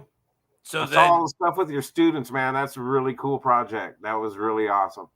So then we can put a sponge filter in a bag and mail it to someone, just that there's water in there and the bacteria will not die. No. Need water movement. Even on sponge filters, the bacteria will die in time. Oh, so maybe that's why mine were starting to stink because there was no air, no water movement, and that's why it started to smell like dead worms. Yes. Okay, so the question is how long can we go when the power goes out? Not exactly, but are we good for 24? Are we good for 48? When does bacteria actually start to die? Now, does bacteria, like let's say on a sponge filter, is it different as bacteria on our skin? Is bacteria no matter what? How long does it take for bacteria to start to die? I will not go over 24 hours. Yeah, and that's about what I was thinking. Like I said, my mustache. When I had that issue, I went 17 hours with no power, but I had a lot of bubblers that I bought, and put them on my tanks to keep my tanks aerated. Well, he I just didn't said have very many what losses. you said last week. He said that the bacteria on the outside of the sponge filter will live, but the bacteria on the inside of the sponge filter will die. So that's cool. So now we know that. Well, at least I know that because I didn't know any of this stuff. That's what I'm saying. It's I'm just as afraid as anyone else. That power goes out. Look, I don't care if we eat. I don't care if we're out in the cold with no clothes. There's got to be power to my fish tanks. So now I know if 10, 12 hours is no big deal. If it comes on, all right, that's good to know. And I think a lot of it too, the other side of it is like if you're in Texas, okay, and it's the middle of July and electricity goes out and you're down 12 hours with 105-degree temps outside and your fish room gets up to about 98 inside and your tanks start getting really, really warm, that's going to make a big difference in the amount of time that your tank will survive without air. It'll change it completely, because that water temperature, especially warm water, will help your water get sour real fast. Hey, look, SC Aquatics, dude. How you doing, brother? What's up? Yeah, that would be it's always the heat. So yeah, just because I know about fish and shrimp and Mr. Stephen plants. Conroe, he's my buddy, man. He's the one that took me over there to know it all. Yeah, Ohio Fish Rescue and gave me big tank PTSD. I've been watching that. I've been watching Steve for a long time. I've been watching Steve since I started watching Steve just before he met LRB for the first time. I want to say it was in Ohio or something. He drove to the hotel where the fish show was and LRB was there. But back when he would show all the racks in his garage and the water change system and stuff, I've been watching him. I mean, he's not subscribed to my channel, but I've been subscribed to Stephen Conroe for quite a while. I mean, he was one of the people that I really connected with when I went up to my first Aquashella in Chicago 2019. And I recognized him because, like I said, I was in the hotel room with all of the YouTubers where everybody was staying, and I'm looking around going, wow, I don't know anybody and nobody knows me. I mean, I know them, but they don't know who I am. I'm just, little old Papa Shrimp. I got 4 subs. So I saw him and I made a comment to him about the video with Lucas where he lent him the hood of a car so he could move the rocks for his outdoor pond. Uh-huh. And then made a comment about that, and then we started talking. He was like, "Oh, you're Papa Shrimp." And the next thing you know, we were hanging out at the table where everybody was doing Jello shots, and that's where I met Amber and Joseph and Priscilla and Carrie and Tiffany. Jello shots. Who got naked on that one? What happened in Chicago stays in Chicago. All right, we won't talk about Steven no more, will we? All right. Zach from SC Fish Keeping. I remember both him and Steven were talking about it, SC Aquatics and SC Fish Keeping. 2 different channels, but very similar. But yeah, we hung out. Who got naked first?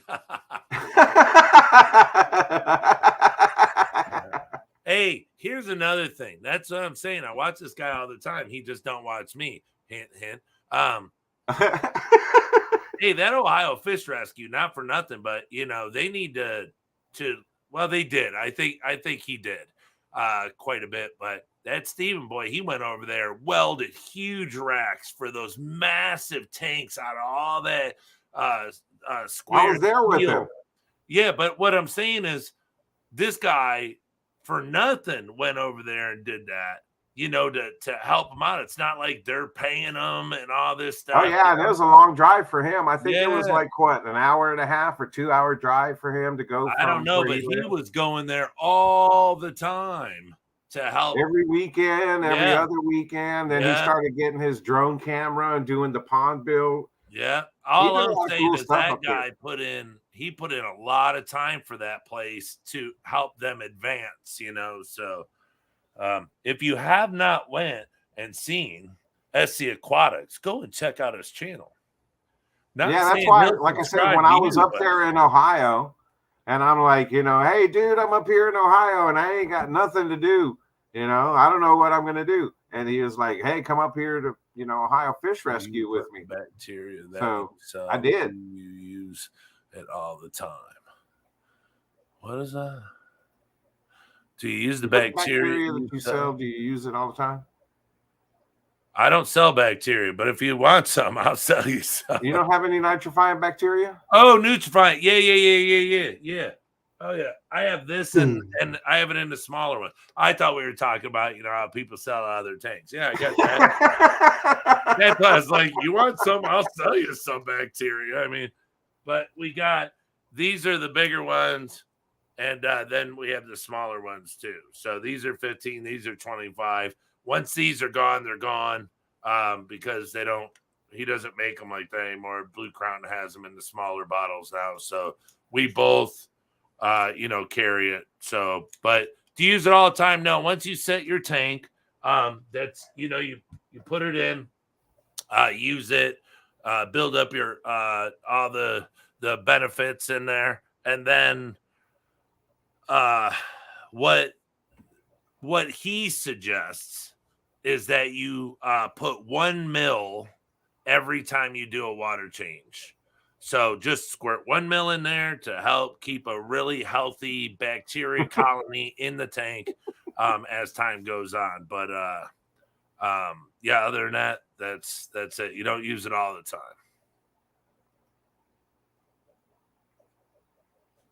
Yeah, it was very hot when I went out there. We worked on the stupid tarp that we moved from the back deck over to the side of the house. And I was up on the roof. The roof. It was very hot up there. For Ohio. You got my wife singing that now, dude. She's dancing too.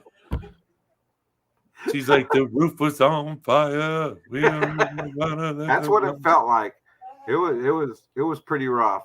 But then we had a good time 4th of July weekend.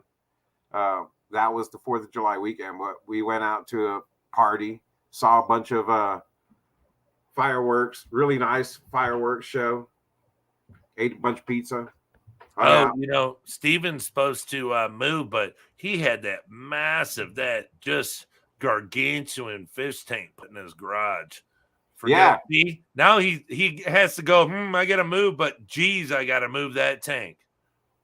And that's what I say about bringing in big, huge tanks in your house. You got to go. That's why I said I learned after doing all that move up there with them, man. I learned, if I'm going to move, I'd rather move a bunch of little tanks than, 2 or 3 huge. Sorry, nope. Getting too old for that. I mean, I have 3 young, healthy sons that could probably help me, but no, I can't do it. Sorry. If you're talking about this one, if you're talking about the Mucha one that I sell, the same thing. All bacteria, how we use it here is the same. You use the bacteria to build your colony in the tank, and then after that, you can add some every water change if you like to. If your shrimp are decimating everything in there, if they're eating all the algae, if the colony is getting really big, it helps to put it in there, like Bacter AE, any kind of stuff to keep that bacteria colony going. But you don't need to use it. It's kind of like them saying, feed your shrimp twice a day. I mean, for one, it burns up butthole amounts of food. The food isn't cheap, and shrimp don't eat like that. If their stomachs are in their head, and they're so small, size of a needle pin head, that's how small their stomach is. And you're throwing big chunks of food in there twice a day because these big, huge companies that sell their stuff for $20, $25 a bag say, hey, you got to feed them twice a day or at least once a day. You don't even need to do that, so don't always go by what the package says. Come on channels like this, other channels, and I see what they do, but some people even tell you, oh, yeah, I feed my shrimp twice a day. Oh, you do? Oh, okay. But, it is what it is. We don't try to push brands here. We sell food. We don't even push it, so. If somebody is feeding their shrimp, waiting an hour, and then pulling the uneaten food out, and then maybe doing it again in the evening, waiting an hour and pulling the uneaten food out, maybe. But I still think that's way too much work. You're working yourself to death. Yeah. Hey, look, when you was a kid and you didn't eat your dinner, I mean, your mother put it in the microwave, tell you it's all you get later. You don't get no snacks. So you're not shrimp don't eat. They don't get no snacks.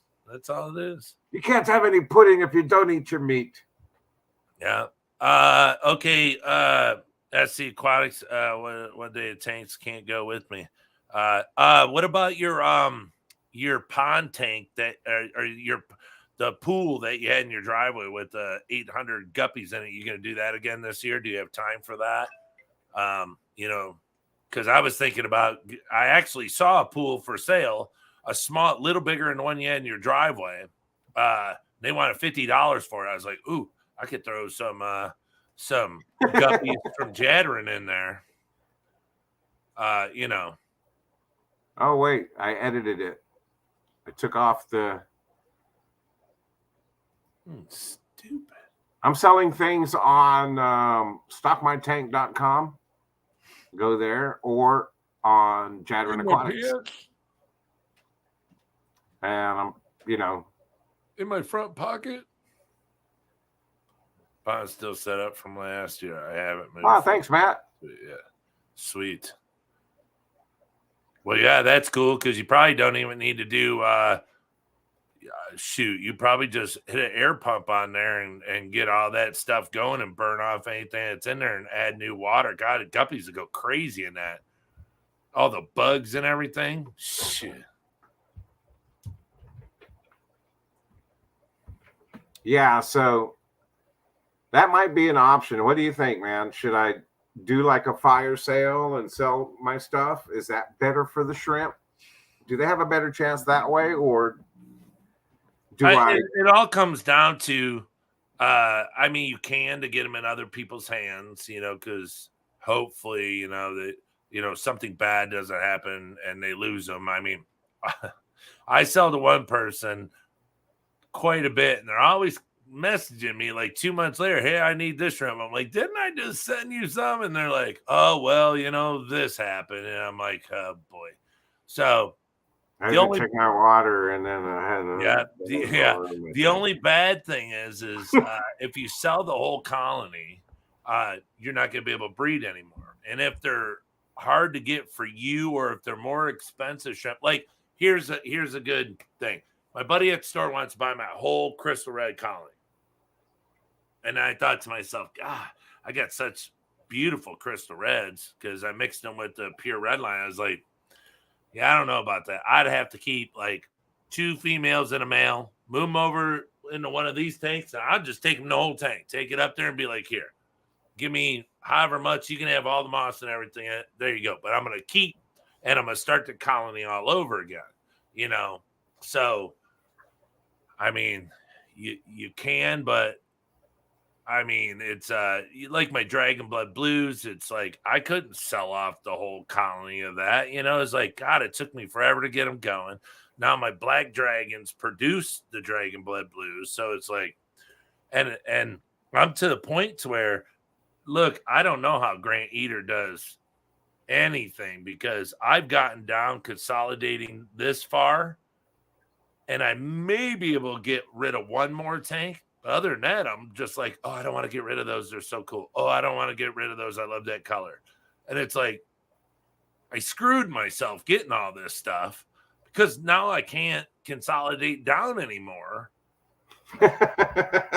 So a friend of mine actually said, hey, look, if you need room to start breeding your fish, because what I want to do is I really seriously want to start breeding the CPDs. He said, if you need room, send me those shrimp. I'll set the tanks up. You send them here, and I'll keep them, and if you, I'll sell them for you, whatever. And if you want to get started another colony, just call me. I'll send you the shrimp, and you'll go from there. I was like, all right. I thought about it. No problem. But will the shrimp die if the tank is 86? No, it'll just speed up their lifespan. Yeah, and it's a big difference. You can tell shrimp that are in warmer water and cooler water. They grow a lot faster in the warmer waters. Yeah. They really do. And they eat a lot more too. So if you live in Texas or Florida or California, maybe you do have to feed a couple times a week compared to like me, where my tanks sit at 68, 66 in the wintertime. And then in the summertime, if the air conditioning's not on, I'm 72, right around there. But so I have to take that into consideration too. So you may have to feed a little more, because I had them in a tank with the heater, and holy crap, do they multiply fast. They eat a lot. They're more aggressive, not mean, but they move around a lot. So, yeah. He said, yes, sell everything. You're right. Get on the website and start buying, sir.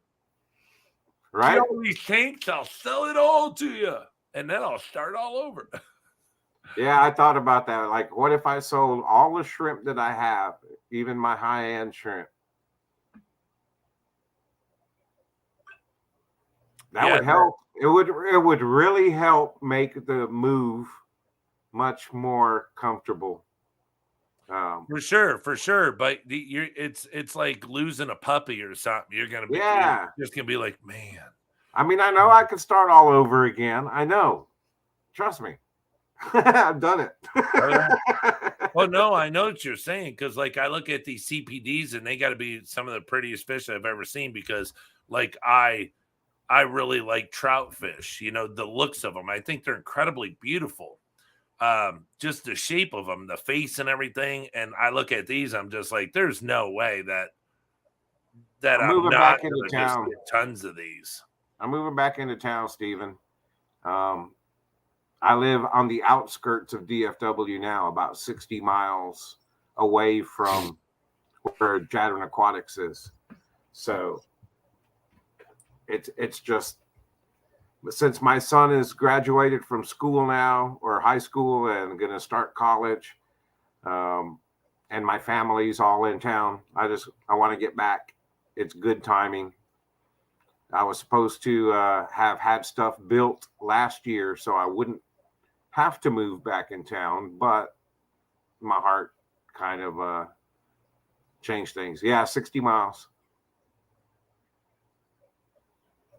It's a bit of a trek. Yeah, forget all that. I mean, it's just gonna be so much better for you to move in financially, for, like you're saying, fuel, to the wear and tear on your vehicle, the timing, how you can get, just be able, like a store, go to a store. I mean, like here's the biggest thing, like, where I live in Michigan, you're not too far from a store, but you might have to drive a mile and a half, it depends. Well, where we live now, I mean, I live next to a store, so I just walk right next door to Dollar General, and we can get anything we want: mac and cheese, ravioli, peanut butter, bread, milk, you name it. Socks, glasses, everything. It's got to be the coolest thing in the world to live very close to a store. So, and then growing up every summer in Pennsylvania, like I did at my grandmother's, we were like 9 miles away from town. So it was like, to get to town, it took forever just to go get bread. You're like, oh shit, how much gas is in the car? It was crazy. So no, my balls aren't bad. Just keep them clean. Keep your balls clean, baby. Yep, keep your balls clean. He probably is fishing for that answer. Yeah, and shaving them down ain't bad either, so you'll be all right. Bringing it back to balls. Yeah, most balls are fine for shrimp, as the aquatic says. his shrimp must love his balls. They're fine, and your rack's in order. Yep. Oh, and your rock's in order. Racks. Rocks. Is that racks? Racks. Oh, yeah. I don't have if my we're glass. talking about balls, we got to talk about racks. Clean your balls. Hashtag clean your balls. Oh, we digress. We I love Chip. We all love Chip. Clean your balls, bitches. Watch out. Matt's going to clip that. He's going to make a short and he's going to email it to you. That's funny. Matt is funny. That's so funny. Hey, it's some things that happen to people not not always are funny at the time, but after the fact when everyone's over it. But I've never seen with a soft, gentle caress is the best way to clean them. Do not be too aggressive. Do it gently as you squeeze them until all of the build up out.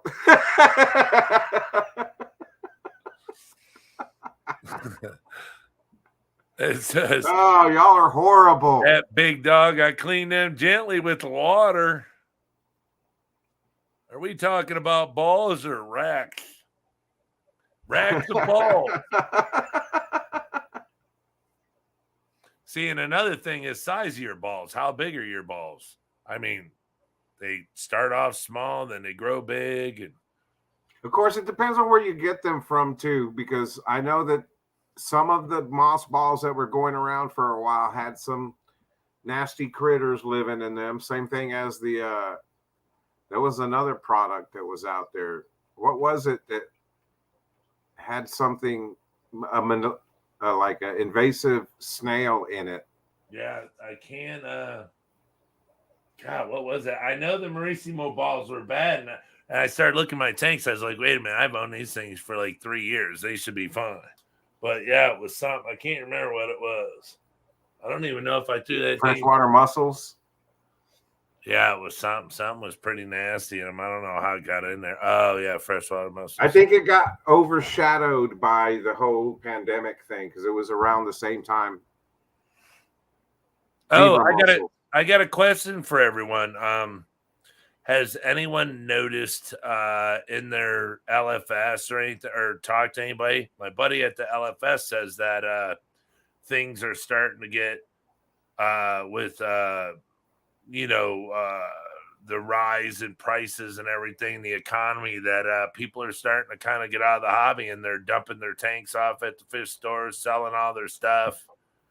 And my buddy said more and more every day people are bringing in their whole setups, wanting to, sell it for whatever they can get.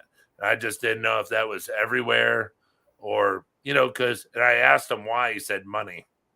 He said most people are getting out of it for money. And I was like, well, those stimulus checks must have stopped, huh? So, but I didn't know if that was everywhere or not. Yeah. But I still think Texas Fish Room says he's been picking up some big tanks. See, cheap, because people are, But I'm going to have to say that I remember a couple of years ago when I was doing the massive hunt for acquiring as many aquariums as I could, it was still about the same as far as people getting out and finding tanks cheap. That people were trying to get rid of. But when COVID happened, oh my gosh, nobody could get tanks. I mean, everyone was out of everything. His shelves were bare. People were standing in line outside just to get stuff. And I mean, they come in now, but his shelves aren't bare, and his tanks aren't completely packed, but traffic isn't as heavy as it was, It's right. No, I get it. Since, all this stuff changed. I mean, I'm not going to get on political stuff, but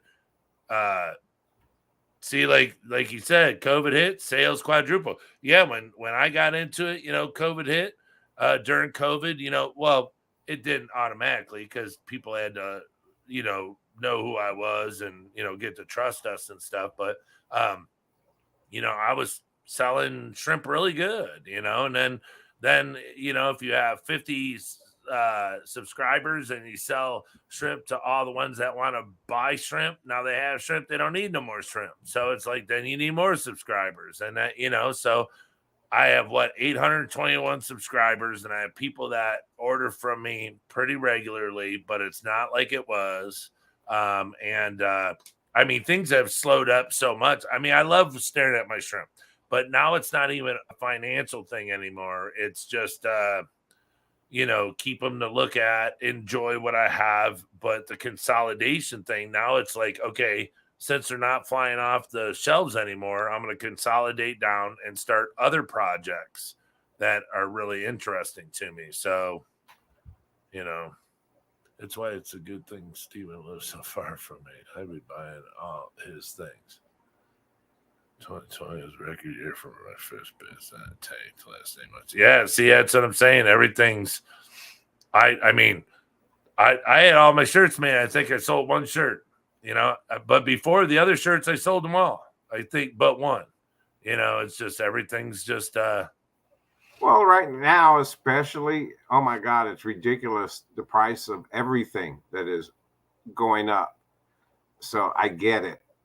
But I think also, like with Jason at Jadrin, the diversity of the products that we have now and the way that it's starting to kind of settle in as far as we know what sells and what doesn't. Yeah, guppies. Guppies seem like they're always a hot pancake. It's always because they're beautiful. Guppies are incredible.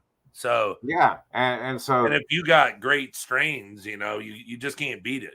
So yeah, and we kind of hit the jackpot with Jason. I mean, with Sam, the breeder of those guppies. So it's kind of one of those things where, with that and the way we're doing the plants and still working on more and more offerings on the plant side.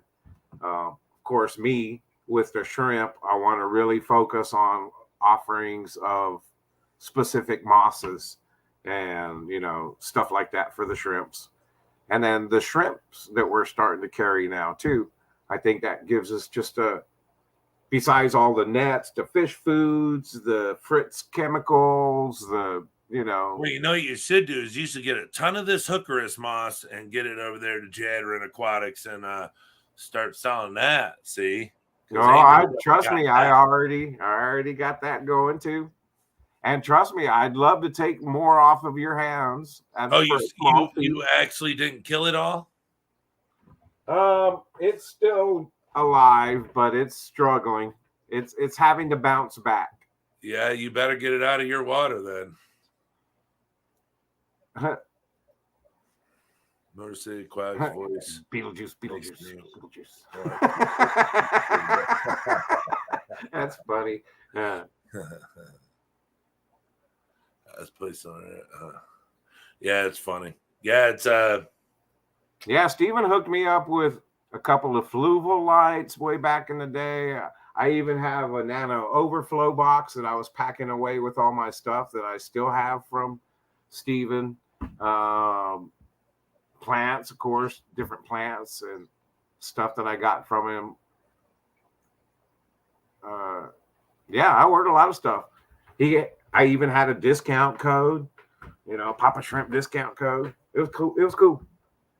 Yeah, but if you'd seen his last video on where I've been all this time, he talks about how he was hit with anxiety, depression, all that stuff. So it's kind of weird how you could go day to day and not know what's eating at you until one day it just comes out, and then you come to find out what it is and you're like, no way, so when I seen that, I was like,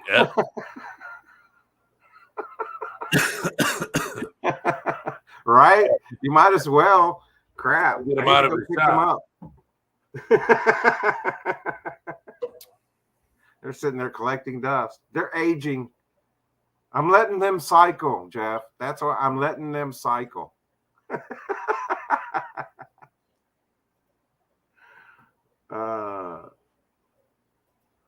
What's the best place to build a website for your business? Depends on what you can afford. Yeah, it really does. And if you're going to have somebody else set it easy, but it's expensive. I think it's expensive, but it makes it easy. My store at Stock My Tank, that's a good way to do it without paying the fees up front, because that's kind of the way I look at it. You know, yeah, they take a fee of the portion of the sales of the stuff that I sell through Stock My Tank, but I'm not paying a monthly fee of, $99.99 to have my Shopify store. I don't know if that's the price, but I think it was $79.99 at the time when I first did it a couple of years ago. I don't know if it changed. But if you don't have consistent sales, then you're paying a lot of money to run that site. So that's same with me. You went and hooked it all up and everything. And I mean, people go on there all the time, but I mean, once this is over, once this, runs out, I'm probably just going to shut it down and just, it is what it is anymore, so yeah, buddy. I said, if you want to check out Brian's site, Victoria, I did his website for him. You got that's what he's talking about. But he did it through Wix. 10 o'clock already, dude. And I don't know how much that cost him overall. I think it's a 2-year plan that he got. What? You didn't take a shower because of what? Right? Okay, well, you get in the shower.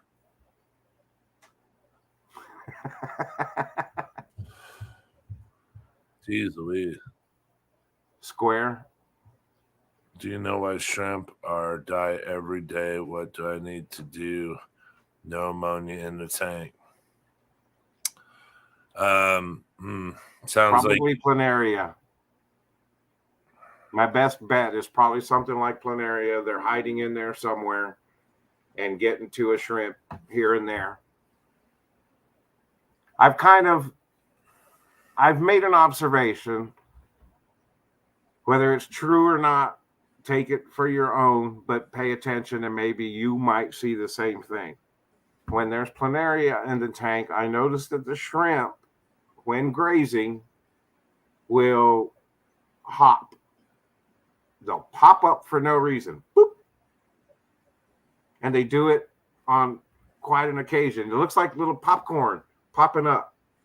That's because I think there's something like planaria poking its head out of the substrate, trying to get at the shrimp from underneath, and they pop up.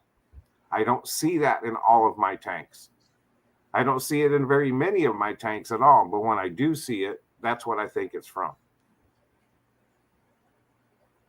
Just saying. I'm not saying go put planaria in your tank and see if it makes your shrimp hop like popcorn.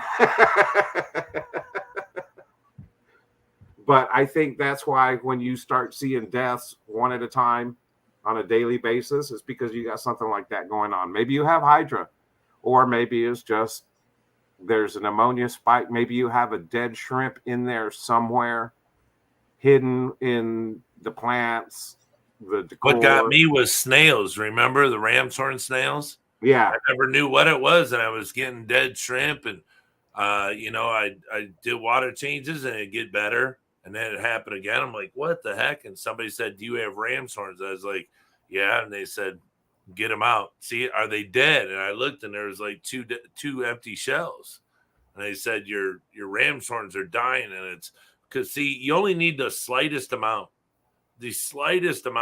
of ammonia to kill a shrimp, because not every shrimp you want zero. Strong.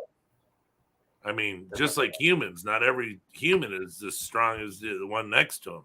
So you can get the flu and somebody could die, so it's the same thing with shrimp. So Yeah, it was ram's horn snails. And once I kicked back on feeding the tanks and pulled out all the ram's horns, I don't have that problem anymore. That wasn't me. Yeah, I guess it was me. No, it was me. That's typical of my son. I'm trying to find out how much stuff he's bringing with him from Arkansas, because I believe it's a futon, a drum set, more board games, his clothes, his PC and monitor, 2 monitors, I believe. So he's bringing all this stuff with him. And so I wanted to make sure. So what all are you bringing with you? Everything, I believe. Well, no, beep. Typical reply from my son. Where's he going to put it? We're going to put it here at this place for now, since I've made room by packing up a bunch of other stuff. We have plenty of room. Oh, do you have a move date? No, I haven't, because I don't know where I'm going. If I had to make a decision now, I'd get a storage room and start moving stuff in there, and then worry about whether I get an apartment or a place or a house. But I'm kind of trying to make the decision before I get the storage.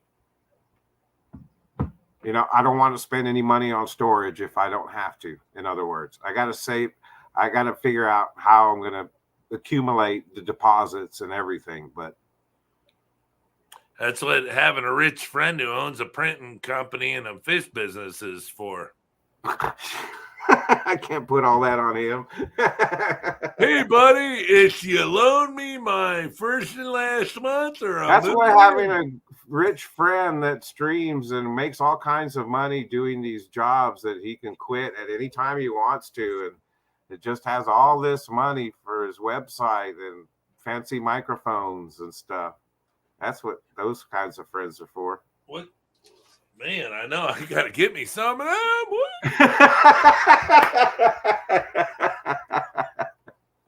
I love shrimp. Who else loves shrimp? I love shrimp.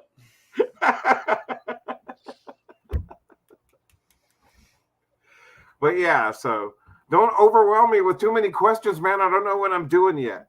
I didn't know, because usually when somebody says they're moving. Not just, I'm filling boxes. I am packing so that I can move in haste. Right, but usually when somebody says they're moving, they actually have a date. A plan. Yeah. Yeah. Not and have usually that those people that have plans also have what they call money. Oh, you didn't get that email of when you have to move, what you have to do. You actually have to get a U-Haul, get boxes. Trust me. All your friends who say they're your friend and tell them they got to come over and help you move, and half will never show. And, yeah, all my friends are my age, and they're like, "Oh, brother, I'm fixing to go in to get my hernia repaired, and then I gotta get my hip replacement." And I can't come help you. I got dirty balls. No, and trust me, I'm just OCD about the way I pack things. So I'm like your fudge. I'm doing my best to get everything packed away and in totes, and totes inside of totes, and electronics. I went through all my receipts, separated 2020, 2021, 2022. I've done stuff that I haven't done since the house fire. I'm trying to reorganize my documents. All my birth certificate, Social Security, all that stuff, DD 214. So yeah, I've done a lot of reorganizing and throwing away of stuff that I don't need. Oh, so you don't have a out date? Or are you just waiting for the landlord to come and go, hello? No, I'm waiting for my son to get here first, which will be Friday. Papa Shrimp, are you in there? That's the main thing. Get my son here first, and then this is called squatting. If we have, maybe we can do it together as far as finding a place. Oh, you hope he ain't watching this because he might not come on Friday now. Oh, Dad's trying to get me to do some crazy shit. I can't. No, I already warned him. And as a matter of fact, last night we were texting each other, and then I warned him about it. So this morning I wake up to a message that says, "So we're gonna bachelor pad it up again." And I was like, "Yes." And then he wrote back, "Yes." That's cool. What town are you going to? I'm probably going to go as close to the shop as possible. So probably somewhere mid-cities, Mansfield, Arlington. Go as close to Jason as possible, not the shop. Because anything you need, walking distance to Jason. If you just show up, hey, actually, my sons live in that area. So all my grandchildren and my other 2 older boys live down there in that area, so that I want to be somewhere close to them. Really, you can just show up, and be like, "I thought and be close to the shop." I thought I smelled barbecue, Jason. Hey, save me a phone call. I just showed up. You'll be like, "Where'd you come from?" "Oh, I'm renting a house down the road. I used you as a co-signer. Is that okay?"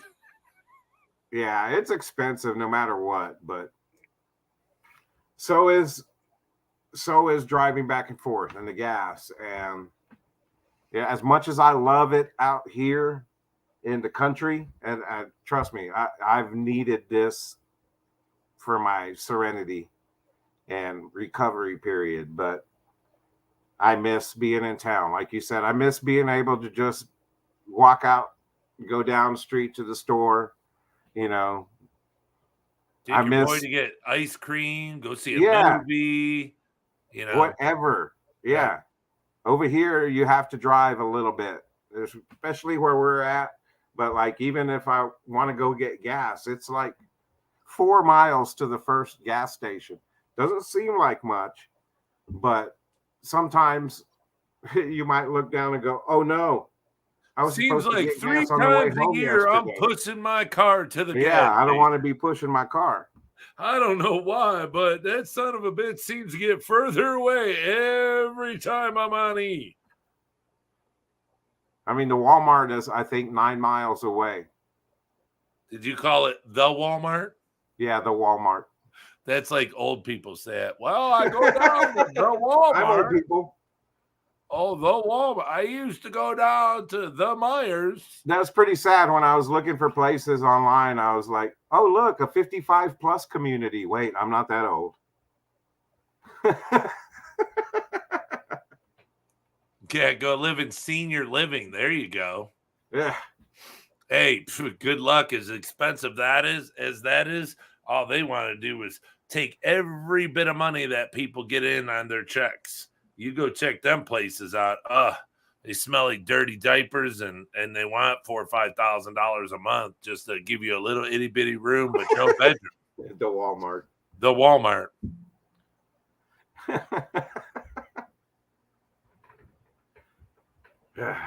That's how the old people that I grew up with used to say, "Oh, I go down to the Walmart, to the Piggly Wiggly." You got Piggly Wiggly there? I remember those. Figured. Yeah. I go down to I'm trying to think of the stores that were in the mall back when I was a kid that the names aren't even, God, I haven't even heard of the names forever. Remember Hudson's? Oh, you didn't know Hudson's? Hudson's was before like JCPenney. And then in the mall you had Hudson's, JCPenney. Hudson's. I remember Sears, JCPenney, Dillard's. Yeah. Hudson's went away Kmart. A long time ago. I'm calling it that from now on, Victoria says. The Walmart. The Walmart. Says we have a Piggly Wiggly. We don't anymore. Everything got switched over from Piggly Wiggly, Safeways, I forget there was another store, but it all went to Tom Thumb and Kroger. Those are the main bigs. When I was in South Texas, it was HEB. Out here in Terrell, it's a Brookshire's and the Walmart. Those are the two stores, grocery stores, Brookshire's. Let's get the family together and go to the Walmart. I used to love Blockbuster. I was thinking about that the other day. Every Friday night when I'd go get my kids, we'd either get pizza or McDonald's or whatever they wanted to eat that night, and Blockbuster, rent video games and movies. And they just had that on. What was it? Was it on YouTube or on TV or something? The last Blockbuster, and the dude still has the players there. He's like, "Yep, we got all these movies." And Rite Aid, now Walgreens. Food Lion. I remember Food Lion. That's funny.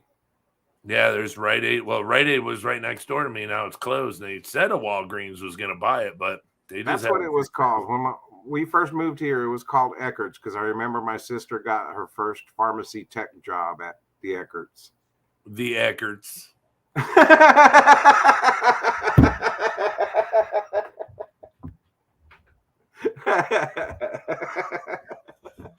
We're going to go down to the Eckert's. Hey, have you seen the arthritic peace sign? Yeah, here it is. You want to see it?